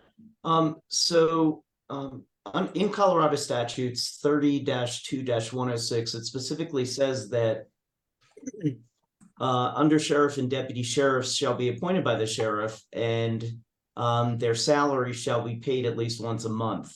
In all counties, the salaries of the undersheriff and deputy sheriffs shall be fixed by the sheriff with the approval of the Board of County Commissioners. So again, no salary can move forward without the approval of the Board of County Commissioners. So the sheriff can take the budget that is appropriated to him and spend it however he sees fits, but salaries must be approved by the board. And if he ends up if the board determines that they've appropriated that money and that's how he wants to spend it, that's certainly within the board's discretion to say, go right ahead if that's what you want to do. But at the end of the day, there's also another statute that very clearly states that any elected official, any employee, any officer in a public entity cannot spend beyond what has been appropriated. And that's in 29-1-110. And that very clearly states that they may not spend in excess of the amounts appropriated. So following up on that, thank you for that clarification. That's helpful. Following up on that thought, if I know preparing this new financial process we're going to put in place to evaluate vacancies, if I know looking at the sheriff's budget in April, for example, that they're trending to be over budget, we can say, you know what, we can't process this hire that you'd like us to process right now, because we believe that it will put you over budget if you hire this person. We're going to need you to pause and go talk to the board about this. Is that what I'm hearing? We have the authority to do that? Yes, because I believe that you bring that to the board's attention, and then the board can be the arbiter of how it decides that money should be spent and have that discussion in open and in public. I agree with that. Okay, thank you. Yeah, this county has never operated in that fashion. I will go on record and say it's never been my desire or intention to micromanage anything in this county, and that sounds like micromanagement. So I would hope that we can, with that legal understanding in place, come up with a much more collaborative process for making sure all the departments are managing to their financial objectives. Agreed. And essentially that creates a hiring freeze and overtime freeze. And we've been trying to collaborate and get through this in a much better fashion. Is that the direction that I'm being given?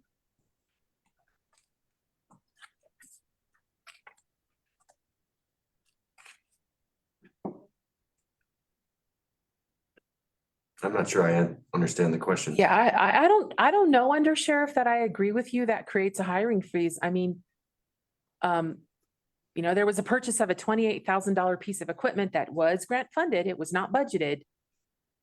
There was a decision to do it. I would think if you're facing a shortage in staff, you would rather hire a person than do it. then purchase that piece of equipment. I would think you would want to make an effort to come back to the commissioners and talk to them about that piece of equipment and get permission to spend the money rather than have a hiring freeze.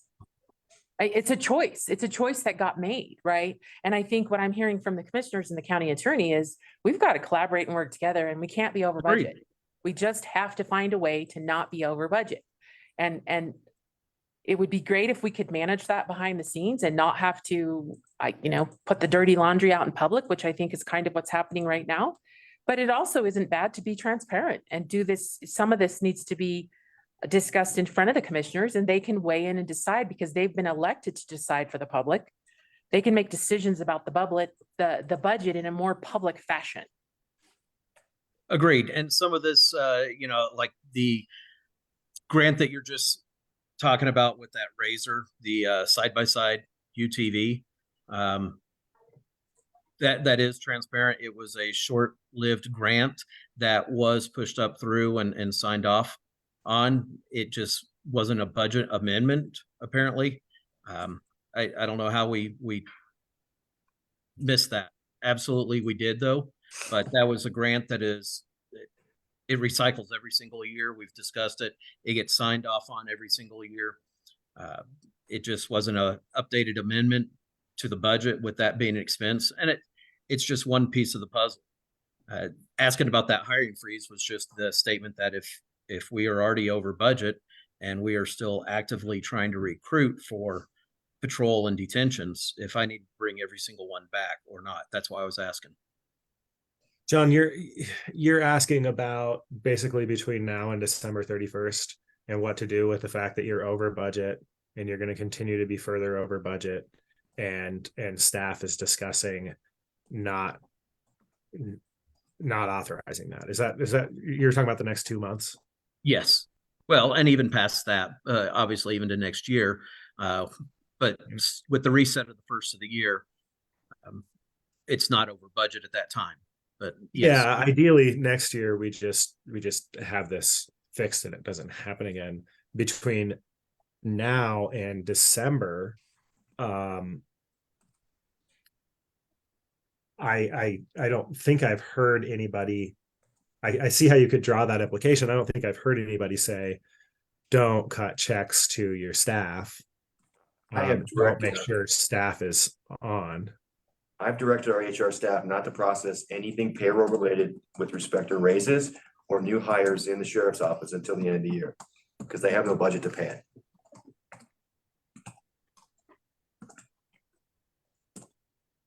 And then those could be brought back to the board in the next two months if there's a feeling they need to process a raise for some employee.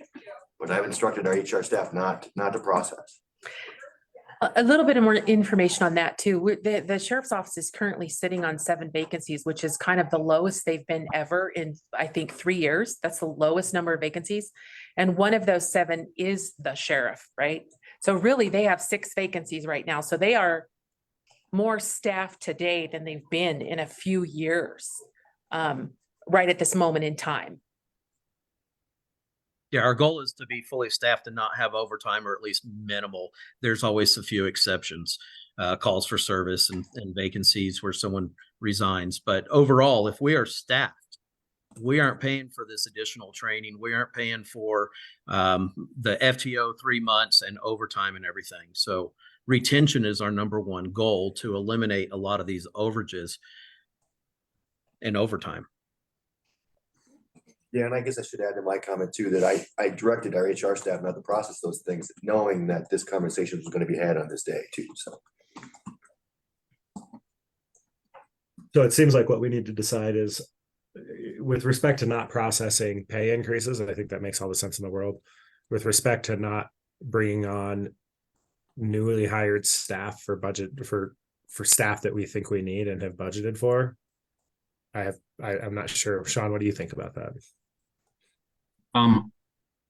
I would love to see at our next meeting, or maybe even individually, a plan from you, Under Sheriff Stein, about what you need from now to the end of the year, because this certainly isn't about retribution or anything like that. This is just about kind of saying, hold on a second, let's get our arms around this thing So I would like to see what's needed for the rest of the year in terms of positions. And I think the 2 months, doing a delay for 2 months doesn't have any strategic value, but I appreciate Brian putting a stop to this so that this would come up in this context. And then one other thing I would want to throw, I did add up some more numbers. That 308,000 of overtime between confinement, communications, and patrol in 2022, 153,000 of that was actually budgeted overtime. So the actual number of overage in 2022 was about $150,000 between those three. And I don't think any of the other departments were more than 10. So maybe between all of them, it was like something like around another 20 grand, which is, you know, talking about $1.1 million, that's a rounding error. I don't know. Yeah, What I do you think think, it's- George, Randy, about the kind of hiring freeze or about how we go forward? I think it's clear that we're not asking for anything from the sheriff's department, that we're not asking within the collaborative relationships that we have with the other departments and elected officials, which is some fiduciary restraint and recognition that when the money's not there, the money's not there. That it's not just a guideline to be ignored. It's something that if you are deciding to spend more money over here, then you have to spend more money over there. I mean, when we don't operate the sheriff's department because they're a separate elected official, but we provide a budget. And then it is the sheriff's discretion within certain constraints, like hiring positions and giving raises that haven't been approved, like as part of the HR plan, as Peter discussed. But beyond that, you can spend, it's common practice in business and in government to be able to move money to line item transfers because you need to spend more over here, but you can spend less over there, but you got to fall within the overall bubble. And you can't just say, oh, well, we couldn't do it and keep spending until you're $1 million over. In the private sector, that's bankruptcy. Or, the checks bounce at the end of the day. And so it's not just a guideline to follow if you can. A real collaborative relationships involves coming to agreement at the beginning of the year and then showing the financial restraint to stay within that agreement, unless you come back and seek an amendment to it and do that collaboratively too.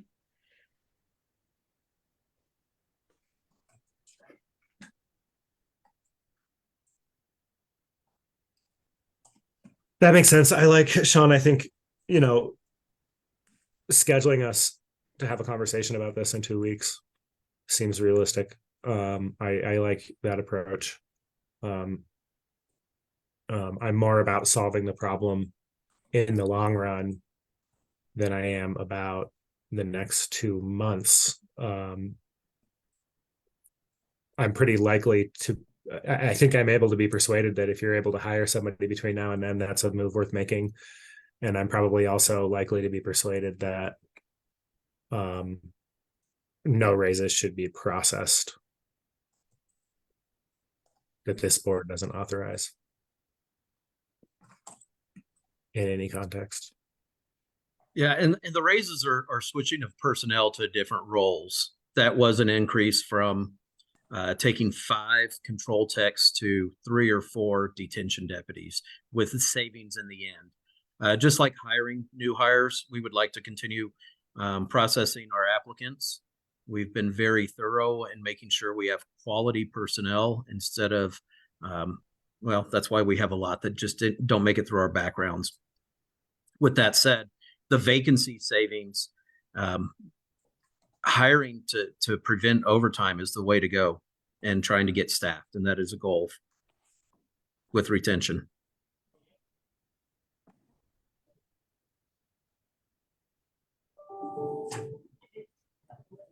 All right. Can I suggest that we're done discussing the overages for this year? And that the next obvious thing to talk about is, Randy, I took a note, your unauthorized trails, but because we have the sheriff on, I have some comments on the request for next year. I bet my colleagues do as well. Who would like to begin that? Yeah, the unauthorized trail is, there are a lot more things in this budget than that. I just wanted to flag it as the two things that I was interested in looking at was the sheriff's department overages, both the overruns and the increase in the request for 24. That was one item. And the only other thing I had was the unauthorized trails thing. And that's a small ticket item. And I know we have a lot of big ticket items to discuss. So, or maybe not a lot, but others. Yeah. I have a very high level comment, George, about next year's proposed sheriff's budget. And that is, I think it's pretty tone deaf. When you look at all the budgets that are out there, they're kind of, some of them like IT, we had a very encouraging response about finding new efficiencies and very significant savings. And, coming to this board in the conditions of austerity that we have right now and belt tightening with a budget that's somewhere between 10 and 12% over last year, that's just a complete non-starter from my perspective. That just is reflective of a lack of appreciation of the financial situation that we're all in. And that's my perspective. But again, I don't want to be put in the position of, and I don't think anyone from the sheriff's office or any department wants me nosing through their budget on a line by line basis. I would prefer that, wherever we land with this, I'm unlikely to pick winners and losers and calls, balls and strikes on all the different line items. But I might say something like, it's not going to be 12%, it's going to be 5%, or something along those. And that's just an example. I haven't really need to go through a discussion, but again, I'm disappointed.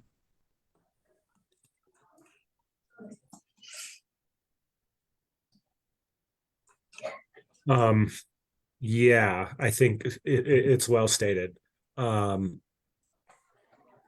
I'll just make some observations. Wages and benefits 2023 adopted budget 6.9 million. 2024 requested budget 7.4 million. That's a $565,000 increase. It's an 8% increase over what was budgeted for last year. I believe, Brian, correct me if I'm wrong, we are doing a 3% economic pay adjustment for the rest of the building. That's correct. Okay, so 3% increase would be $207,000. That's a difference of $357,000. For me to approve anything more than 3% more in budget for wages and benefits for 2024, I'm going to need a lot of explanation about why that's needed. So a couple of comments on that, Commissioner. You may recall with the 23 budget, we did not propose a 3% for anyone. So you would need to take that the wages from 2023 and gross them up 3% to begin with, and then another 3% on top of that to see where you would land for 2024. Because you may recall halfway through the year, it was decided, okay, well, we'll go ahead and grant this 3% APA after all. So you need to do that math. And that makes up for some of the difference there. And then the second piece is something that Commissioner Wood mentioned. A lot of promotions went through in December, right as the budget was being adopted, and those promotions were not captured in the 2023 budget number. And if we are going to pay people 3% on top of what they're making today, that promoted number, that accounts for some of the difference as well. So you're talking about, okay, so if the target is 6%, because then you're talking about a difference of $149,000 that reflects promotions and increases that were not in the 2023 budget. Yes, and one more little piece to that. I think about 80,000 of that is proposed to be outside patrol pay, field training officer pay. The sheriff's office is doing a lot more of that this year than they ever have in the past. Now, it is true that supposedly we turn around and we bill entities for that and we recoup the money for it. But the 2024 budget is attempting to say, okay, if you're going to be doing this, let's make sure that we're budgeting for it. What I want to make sure is that we are for sure billing outside entities and recouping that $80,000 or so in outside patrol pay, and all of those different things. Okay, thank you for that explanation. I'll amend my comment to say the $149,000. I just heard verbally that part of that is explained by outside patrol expenses that we think we should get revenue for. Where the other $80,000 is coming from, I'm not sure. For me to support anything more than a 6% increase in wages and benefits, I'm going to need to see a detailed explanation.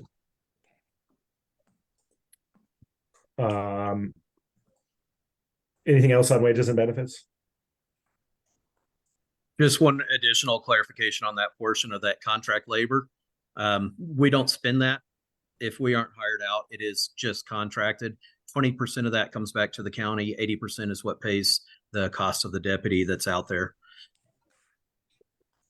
And that is new this year. We increased our rates to be market competitive on contract labor to Jeffco and surrounding counties.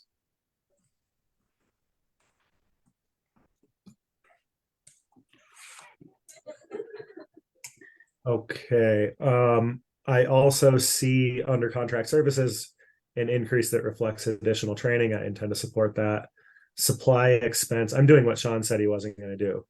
Digging into the sorry, Sean. I'm open for the discussion, please. I see a proposed increase of $88,000, 13% increase in supply expense.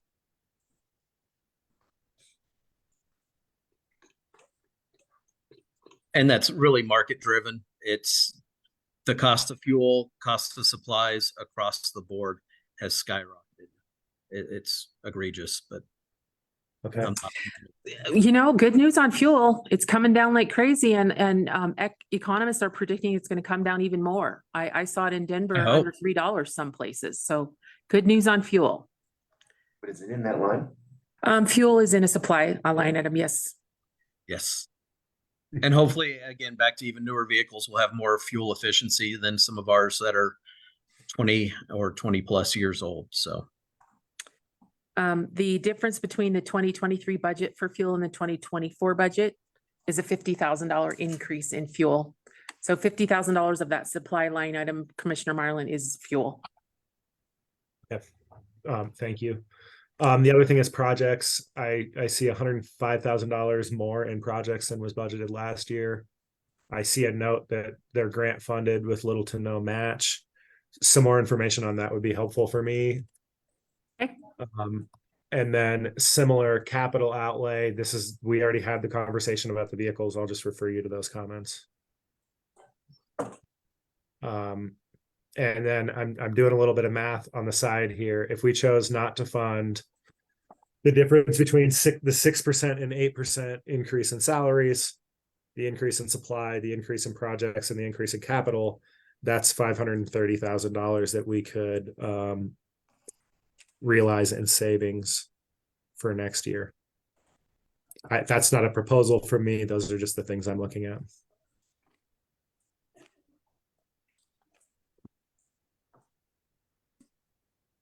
And I mean, I shouldn't end this without saying that I do greatly appreciate Sean's approach of saying, you know, I'm not going to try to go line by line. I'm going to give you a percentage and let you figure it out. With the very notable exception that I'm happy to see training investment increase. The rest of this is going to need an explanation. Yeah, I appreciate you saying that. And I think the training number was 57,000. So in the context of the largest budget in the county by far, if that number was higher, but that's not where I think we should be saving money. I would never suggest that.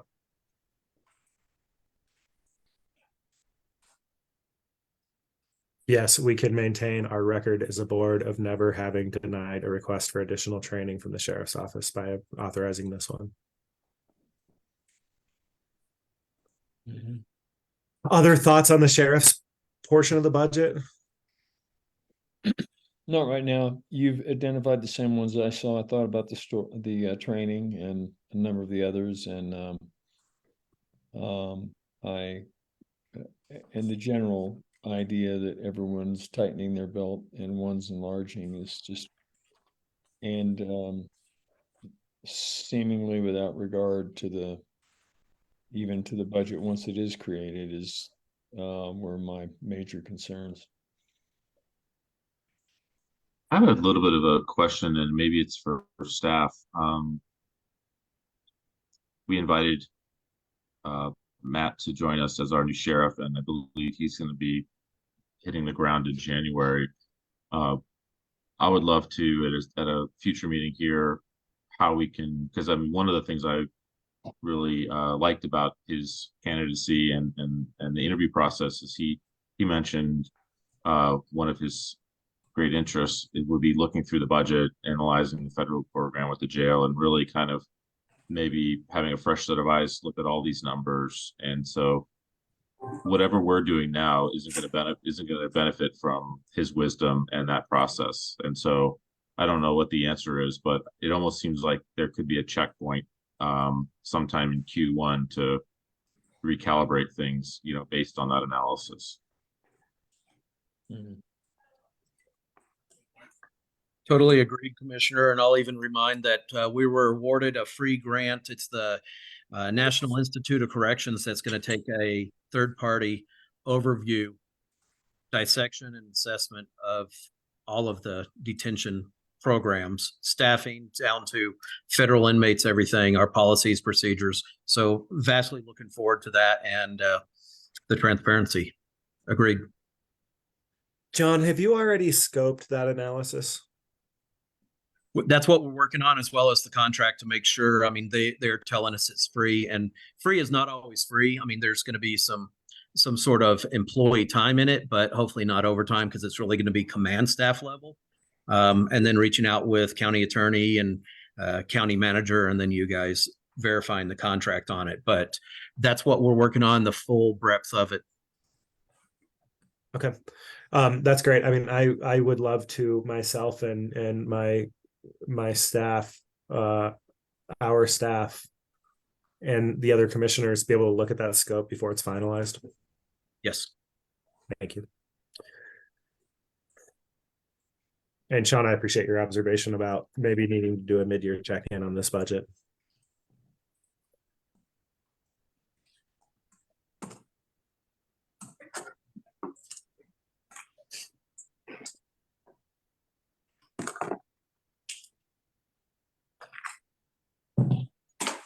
So I think that wraps up the sheriff's portion. I believe so. So what else do you guys have? Thank you. Well, I think I can be quick as far as you brought up unauthorized trails as unfunded expenditure. I support that activity.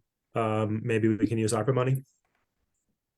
Wherever it comes from, it's fine. And I just wanted to also, I forgot to mention earlier, it's a one-time expense. It's a data acquisition that backfills, kind of like we've got an overlap of two pieces of data that allow us to make some assumptions, and this will either confirm or deny some of those assumptions. And there can be any number of things we can learn out of this. It could be that we discover in some places there's a trail that should be part of the trail system. There's also probably the greater likelihood is we'll find out where stuff's happening that we need to try to curtail and limit if it's getting to sensitive areas, but we don't really have a good feel for that, and it's a good way to find it out. Again, it's a one-time expense this year, not an ongoing expense. Okay. I think that's direction. Some stuff on my list, I just have a handful of things here. One is what do we have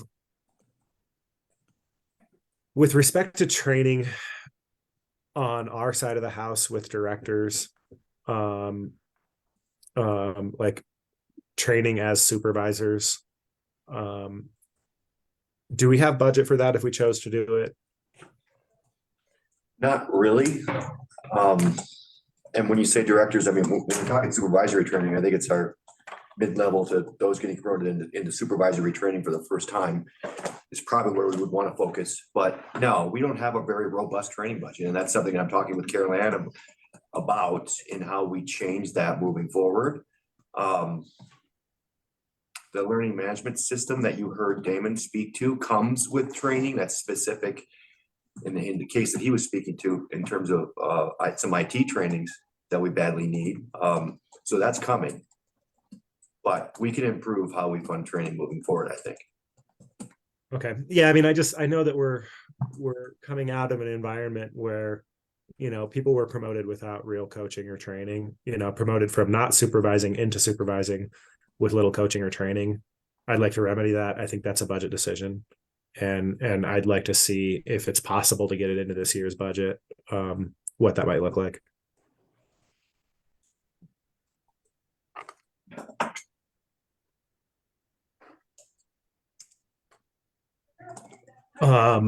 I have a comment about Charlie's Place. Let me get to that portion of the budget. I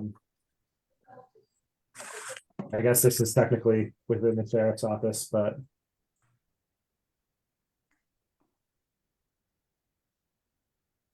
I see that there's a lower proposal for this year than last year for Charlie's Place. I think that reflects the changes that were made mid-year in Charlie's Place last year. I would like to see Charlie's Place budget go back to what we were planning on in 2023 before those cuts were made unilaterally by the sheriff's office. I don't know what that gets us in terms of operations. We're only talking $25,000, but that's something I would like to see.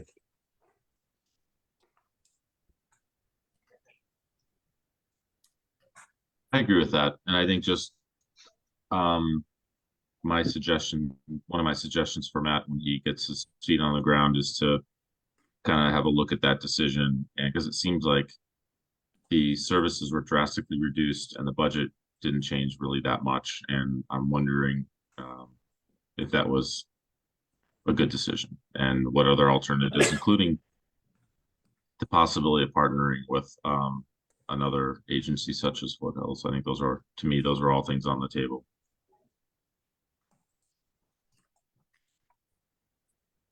Okay. Moving on to, I had a question about looking in the IT budget. I see that operating equipment, we budgeted $83,000 in 2022. We budgeted $364,000 in 2023, and now we're budgeting $20,000. Is $20,000 a year sustainable? Can you talk to me a little bit about the state of our hardware and whether that's a wise reduction?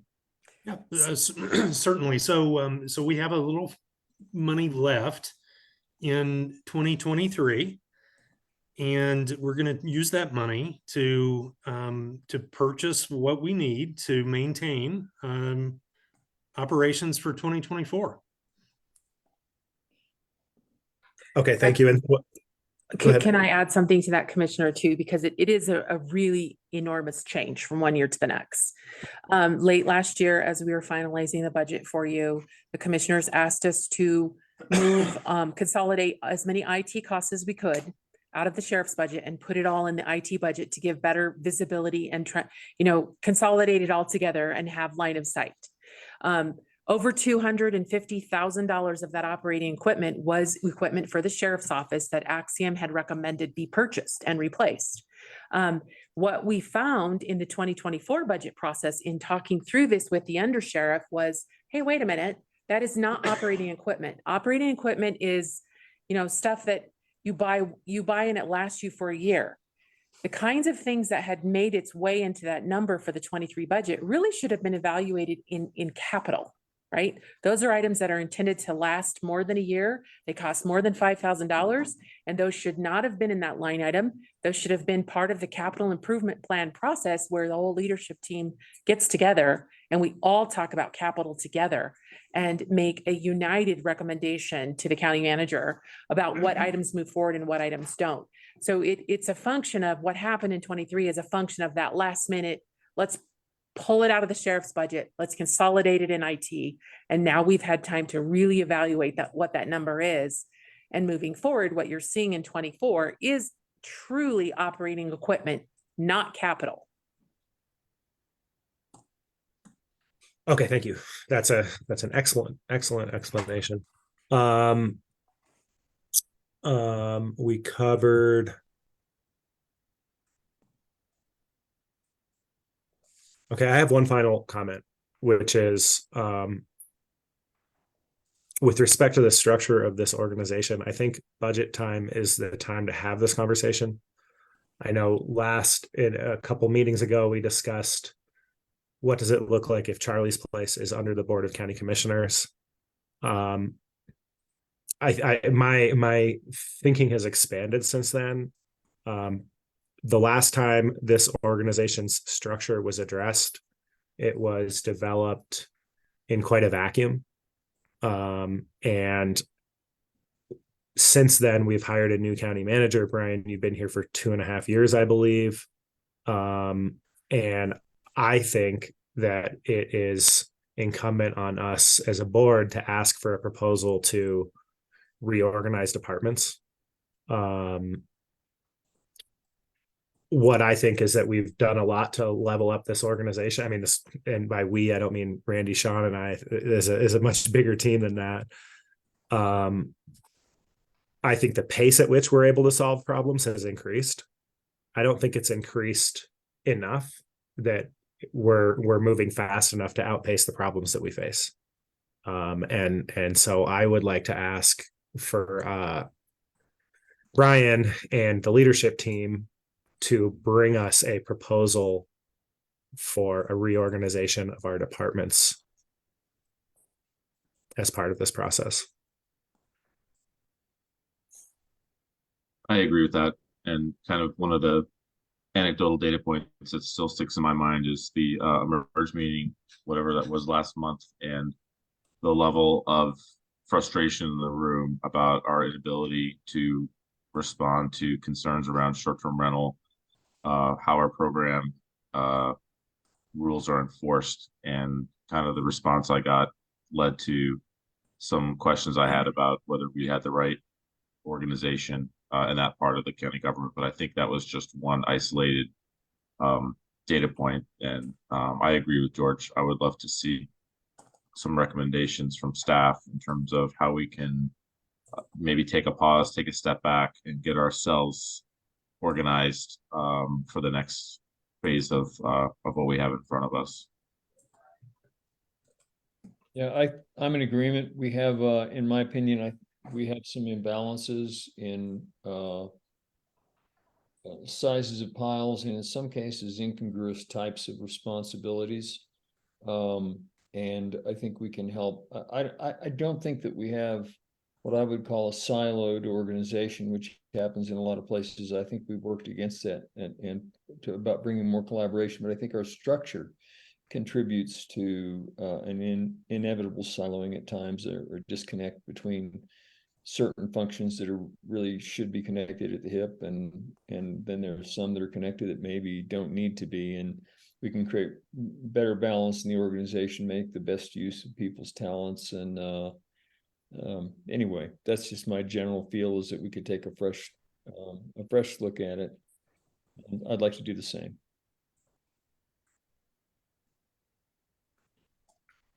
And that's something you want to do in conjunction with the adoption of this budget?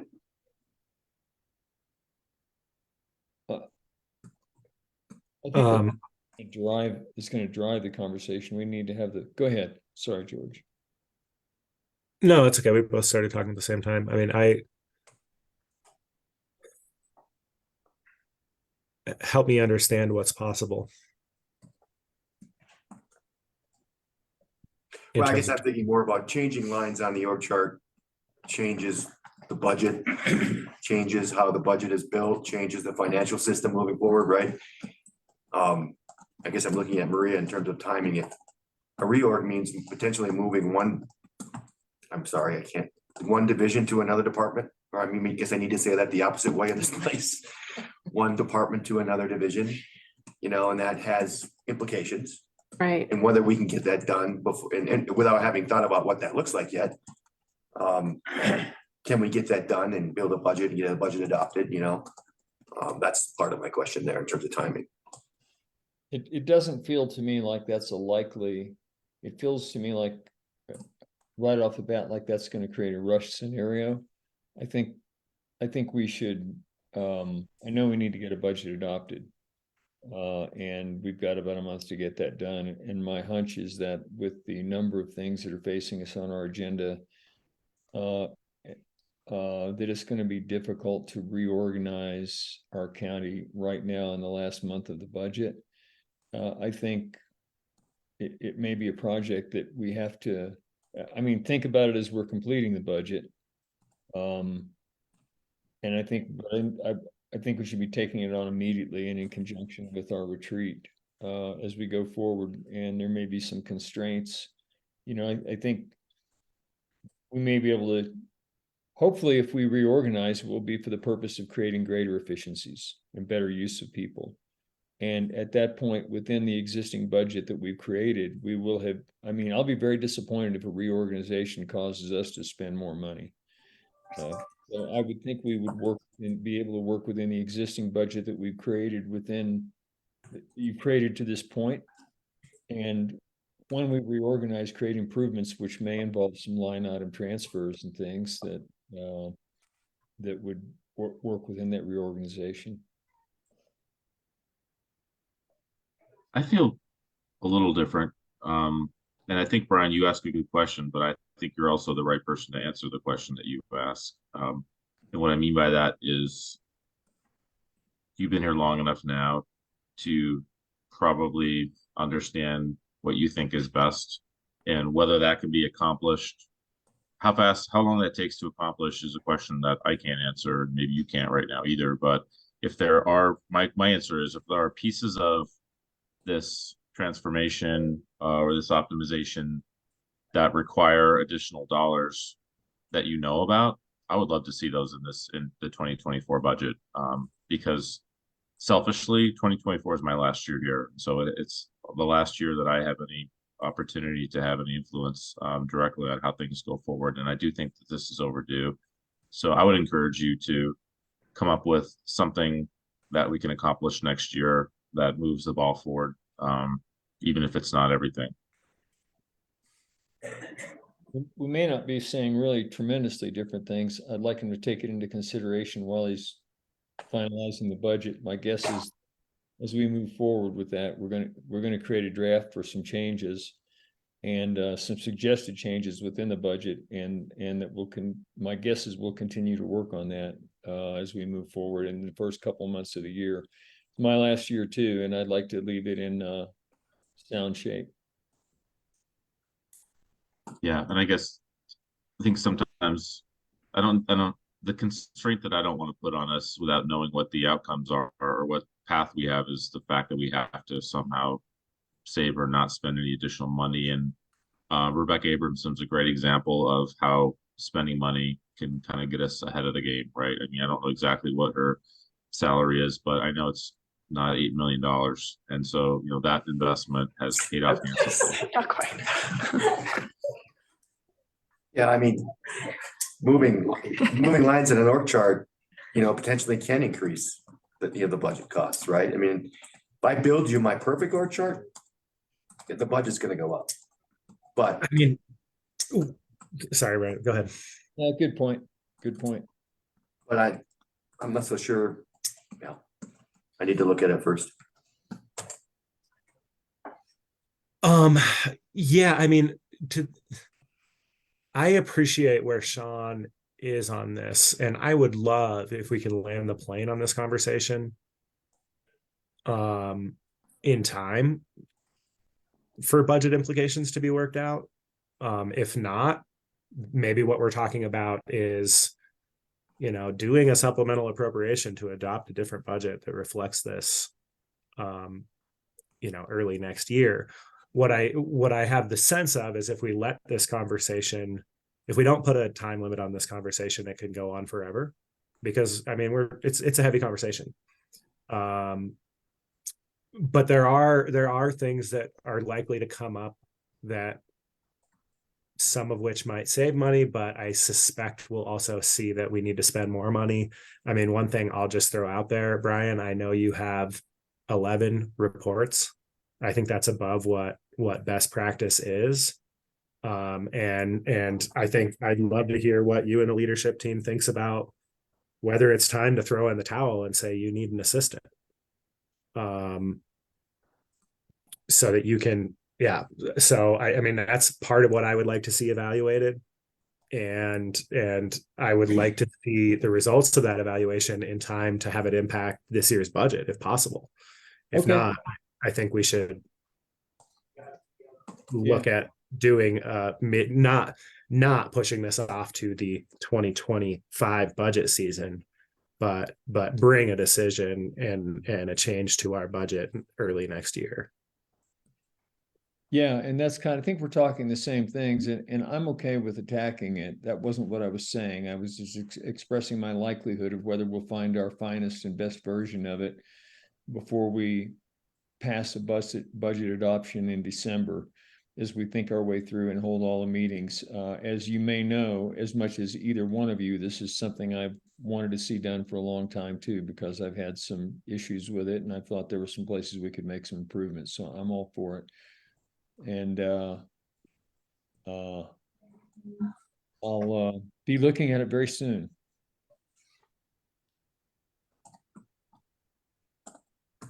Okay, I'm hearing you. I think that's something we can work on together as a team and bring something back before the end of the year.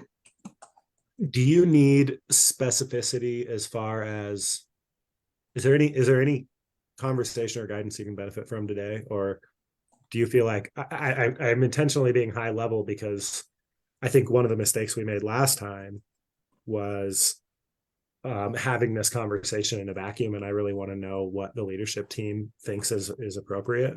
So I don't want to over specify, but if there's any guidance, any questions you would ask now, happy to have a conversation.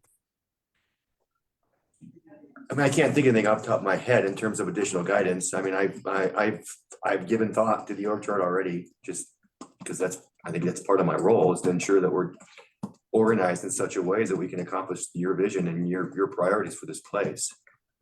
So I've already given that some thought. We're talking about the lines that fall under my authority, and so I think it really comes down to what service areas make the most sense together, and are there specific changes we want to make moving forward. So, and I think that's something we can look at as a team together.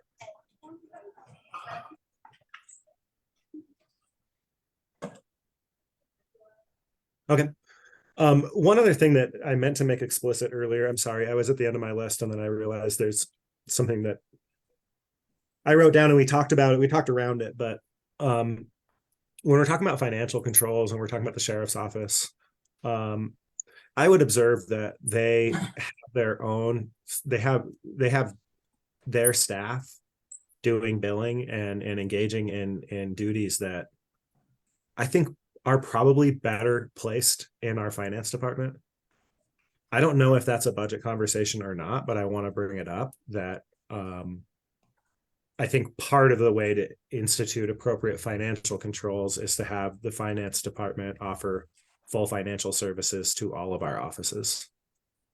And so I just want to suggest that, and you know, if it's a budget conversation, I'd like to have it this year. If it's not a budget conversation, I'd like to have it soon, nonetheless. I think there's a parallel conversation for the HR function. Yes, thank you, Sean. I would make those same comments about HR.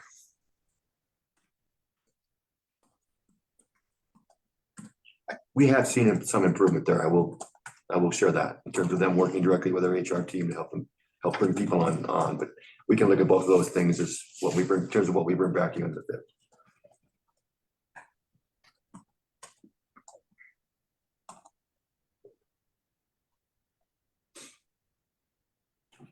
And I did not offer general comments. We just jumped right into the weeds. Maybe it's best to just offer general comments now.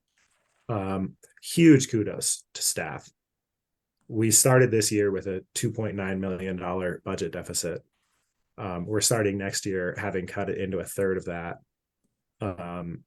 I know it's been a very stressful time. It's been a very stressful time since 2015 in this organization. And to see the kind of progress that we're making start to materialize is excellent. So huge kudos to all of our staff that really dug in. And in the midst of that, I believe as a team, we're also just doing a better job. And that doesn't get measured in the numbers, but it's been a good year and I'm really proud of our team.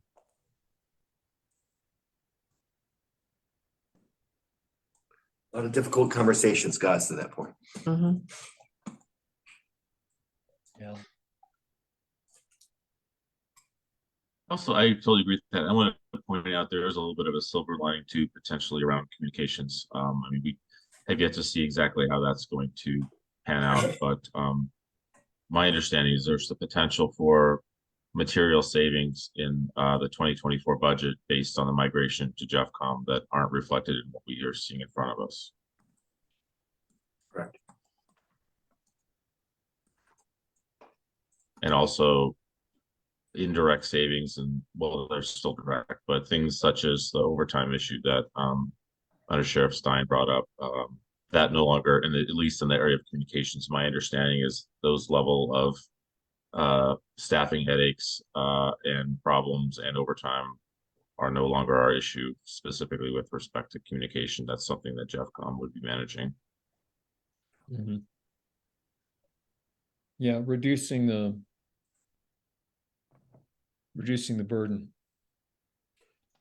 We're going to need to have a specific agenda item, whether it's action or not, and there may be some action entailed in it once we get to a better understanding of what the needs are going to be moving forward with 911 services and what we have to staff here or what we have to fund moving forward versus what expenses in that budget can go away. So there's going to be more to come in front of the board on that for sure.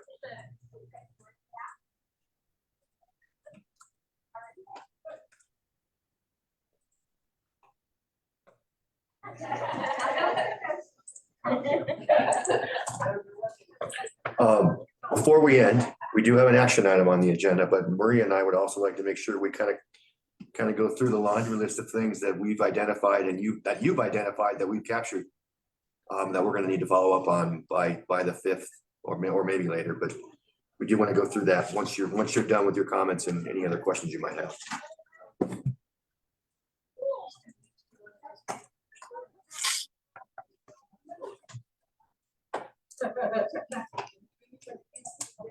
I don't have any further comments.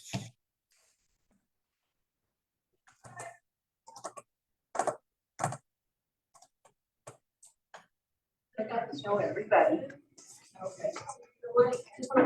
All right, so should we go through our list? Go ahead, please. You want to start or you want me? Yeah, just interrupt me if you need to, Ryan. So first you want to know the specific cost of the washer and dryer in the jail, and you'd kind of like to know when was the last time we replaced it? What's driving this need? So we owe you some information on that. Second, we need to confirm the cash flow on the Wallstrom quarry. When will we actually see our first payment coming in for that? Want to make sure we confirm that back to you. We heard from the county attorney, but we want to confirm it. And then you support a letter to the municipalities. I know our county manager had to leave the room right at this time, that we were talking about sales tax going to our towns and how exciting it is that they're seeing a whole bunch of money they didn't have a year and a half ago. But you support a letter going to these towns, Idaho Springs and Georgetown, talking about transit and how we sure would like to see them help us support this program because we're directly benefiting those residents in Georgetown and Idaho Springs. And then the road-based program, Carl, the Public Works Director, and the County Manager are going to work on that. We've heard you. You want some sort of way to curate information for the public. You are not necessarily insisting that we add this back into the 2024 budget, but the issue's not done. We're trying to find a way to make it easier and more accessible for the public And could there possibly be a program where they have skin in the game in the future? What does that look like? So the county manager and the public works director, the conversation's not over. They'll come back to you with more stuff. On pension, contributions and retirement, we owe you another presentation. Probably won't happen before the budget, so we will not include any kind of increases in the budget for that, but we owe you a conversation, removing FICA from the discussion and looking simply at 401 contributions and how those are structured in our survey jurisdictions, and whether or not recommending an increase is appropriate, or maybe tying it to employees adding their own to it. So they have to add some to their 457 in order to get additional match from the county, and maybe that's a better approach. So we owe you conversation about that. You also would like to know more about the building security enhancements that are a possible recommendation for ARPA. And I heard from the commissioners that you think possibly that might be best done in executive session about what those enhancements we need are and what they would be proposed to be. On vehicles in the capital outlay line item, I heard the commissioners would support us budgeting for some sort of vehicle leasing, but not moving forward with purchasing vehicles right now. Just carving the money and allowing it to be budgeted, but no one gets to buy any vehicles until we've had a conversation with the commissioners about leasing and whether or not that's the right approach to take moving forward. I heard that you would like us to pursue the grant match waiver with CDPHE on the ambulance, and whether or not we could get some or all of that $75,000 covered or set aside for EMS before you make any decisions about ARPA. Following up on Yeah, ARPA, at least investigate it. investigate it, right? And we will. We owe you information on that. I heard that unauthorized trail on our unfunded list, that commissioners support funding that, and possibly with ARPA. And then under the sheriff's budget, you are willing to possibly support a 6% increase in wages and benefits, support the training increase. You need explanation on the projects and how those are grant funded. But other than that, you're going to need a lot of data and a lot of explanation and a lot of information from Under Sheriff Stein in order to be able to support much more than that of an increase. Yeah, and let me stop there. I really appreciate Sean's approach of, maybe we're going to be a high level and say, here's X percentage increase you get. You guys, you figure it out. If you all want it, anything you can do to help me understand what an appropriate percentage is would be helpful. Okay. Yeah, we need to think about that. That's a similar tactic we used last year. And it didn't work. Right. So we can talk about that internally and figure out what we do. Well, I would argue it did work. It did work last year because I think we said there's 2.5 FTEs that had never been filled in quite a long time. And there was quite a howling that we heard about it. And I mean, it didn't work, and it didn't really change any behavior. But again, I'm looking forward, putting the controls in place. That is something that could work. Yeah, I think, we can only manage so far into the weeds on that. And I think that I'm not sure that that approach is what caused there was a failure to communicate and a failure to cooperate and comply, but I wouldn't say it was because we chose that path to make the decision. So I think it was the fact that we chose to make an adjustment at all, and it was a somewhat symbolic amount of money. And the response, I think, my own personal suspicions was more about the fact that we chimed in and said we have some say here than the specifics around it. Yeah. So springboarding off of that, just a recap of the financial controls we talked about and the clarification that we got from our county attorney. Raises will not be processed by staff. The sheriff's office will need to present those to the commissioners if they believe there needs to be a raise outside of the economic pay adjustment, and then seek budget approval for those raises. We are moving forward with any positions that are authorized. But as we move into 2024, the budget will be monitored every single month. And if it's looking like hiring someone is going to make them go over budget, they will again need to come back to the commissioners and have a discussion about that item to see if they can move forward with that hire. We are committed to working with the new sheriff that you will be appointing soon. And the commissioners would like a mid-year check-in between staff and the new sheriff to see if there's been a recalibration. And how does that I would inform say, the I would say more like not mid-year. I would say, well, there's still time to, because we wait till mid-year, there's really not going to be much opportunity to take action on it. So I would say as soon as the new sheriff is able to give us a readout, maybe that's the end of January, maybe it's February, I don't know, but Yeah, I had it written probably down. not mid-year. I had it written down for Q1. Sorry, thank you. You wanted to see us evaluate the concept of supervisor training and incorporate that into the 2024 budget so that those who are being promoted into the new supervisor roles without much mentoring or training will have an opportunity to have some training. And Brian's the county manager is gonna visit with our HR director about that and see what kind of recommendation we can incorporate into the 2024 budget to make sure that's happening. You asked for structural, a look at the structure of the organization. And I'm done with my list from there, and I'll let you talk about that, county manager, about structure of the organization, and how you're going to handle that. Yeah, I don't, unless the board wants to. I think I got clear direction there. You want us to take a look at the org chart and what the reporting relationship look like. How can we improve service? How can we improve our pace of problem solving? What I heard, review the ability to add an assistant county manager there. Couple other items that I wrote down.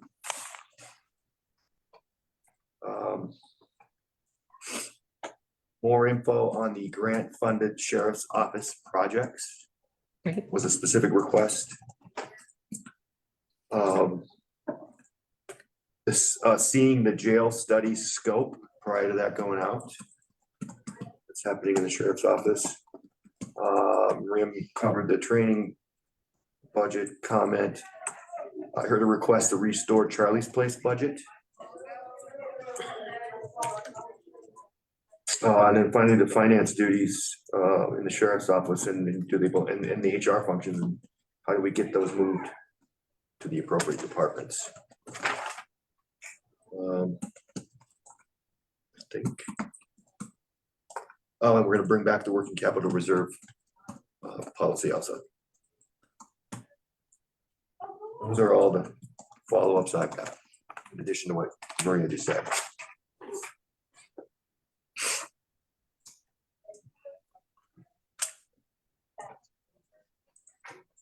All right, we're going to turn it back to you. And just a friendly reminder, we do have one action item on here.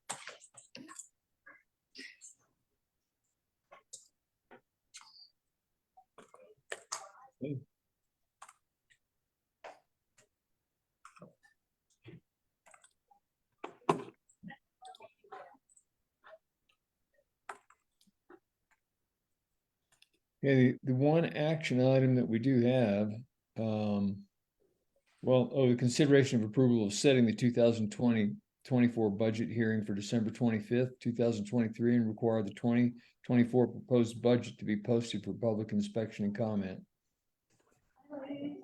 The 5th. Just to be clear, it's December 5th, not the 25th. I think I said December 5th, but in any case, not the 25th. Okay, I'm gonna move. And that was, anyway, go ahead. Sorry about that. Didn't mean to interrupt. I'm gonna move that we set the 2024 county budget hearing for December 5th, 2023, and require the 2024 proposed budget to be posted for public inspection and comment. Second. Okay, we have a motion and a second. Any further discussion? All in favor? Aye. Aye. Aye.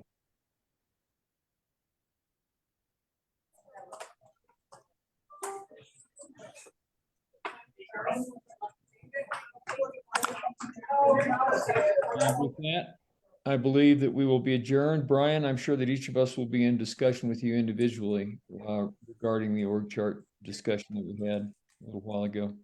Sure. definitely.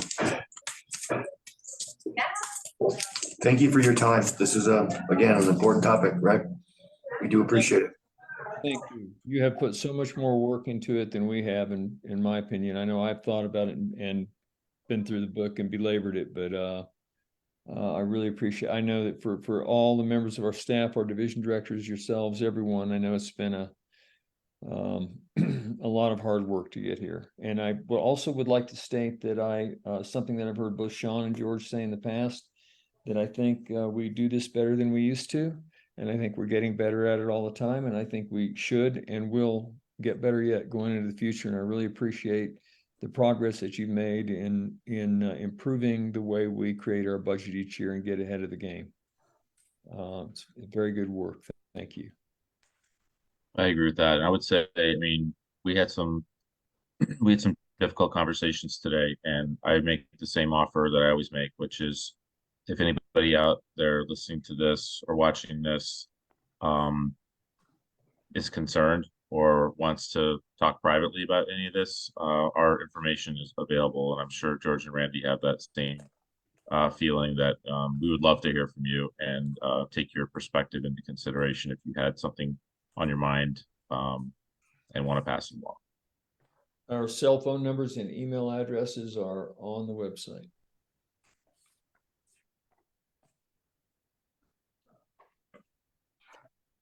Anything else? If not, we are adjourned. All good. Thank you. Thank you. Thanks, everyone.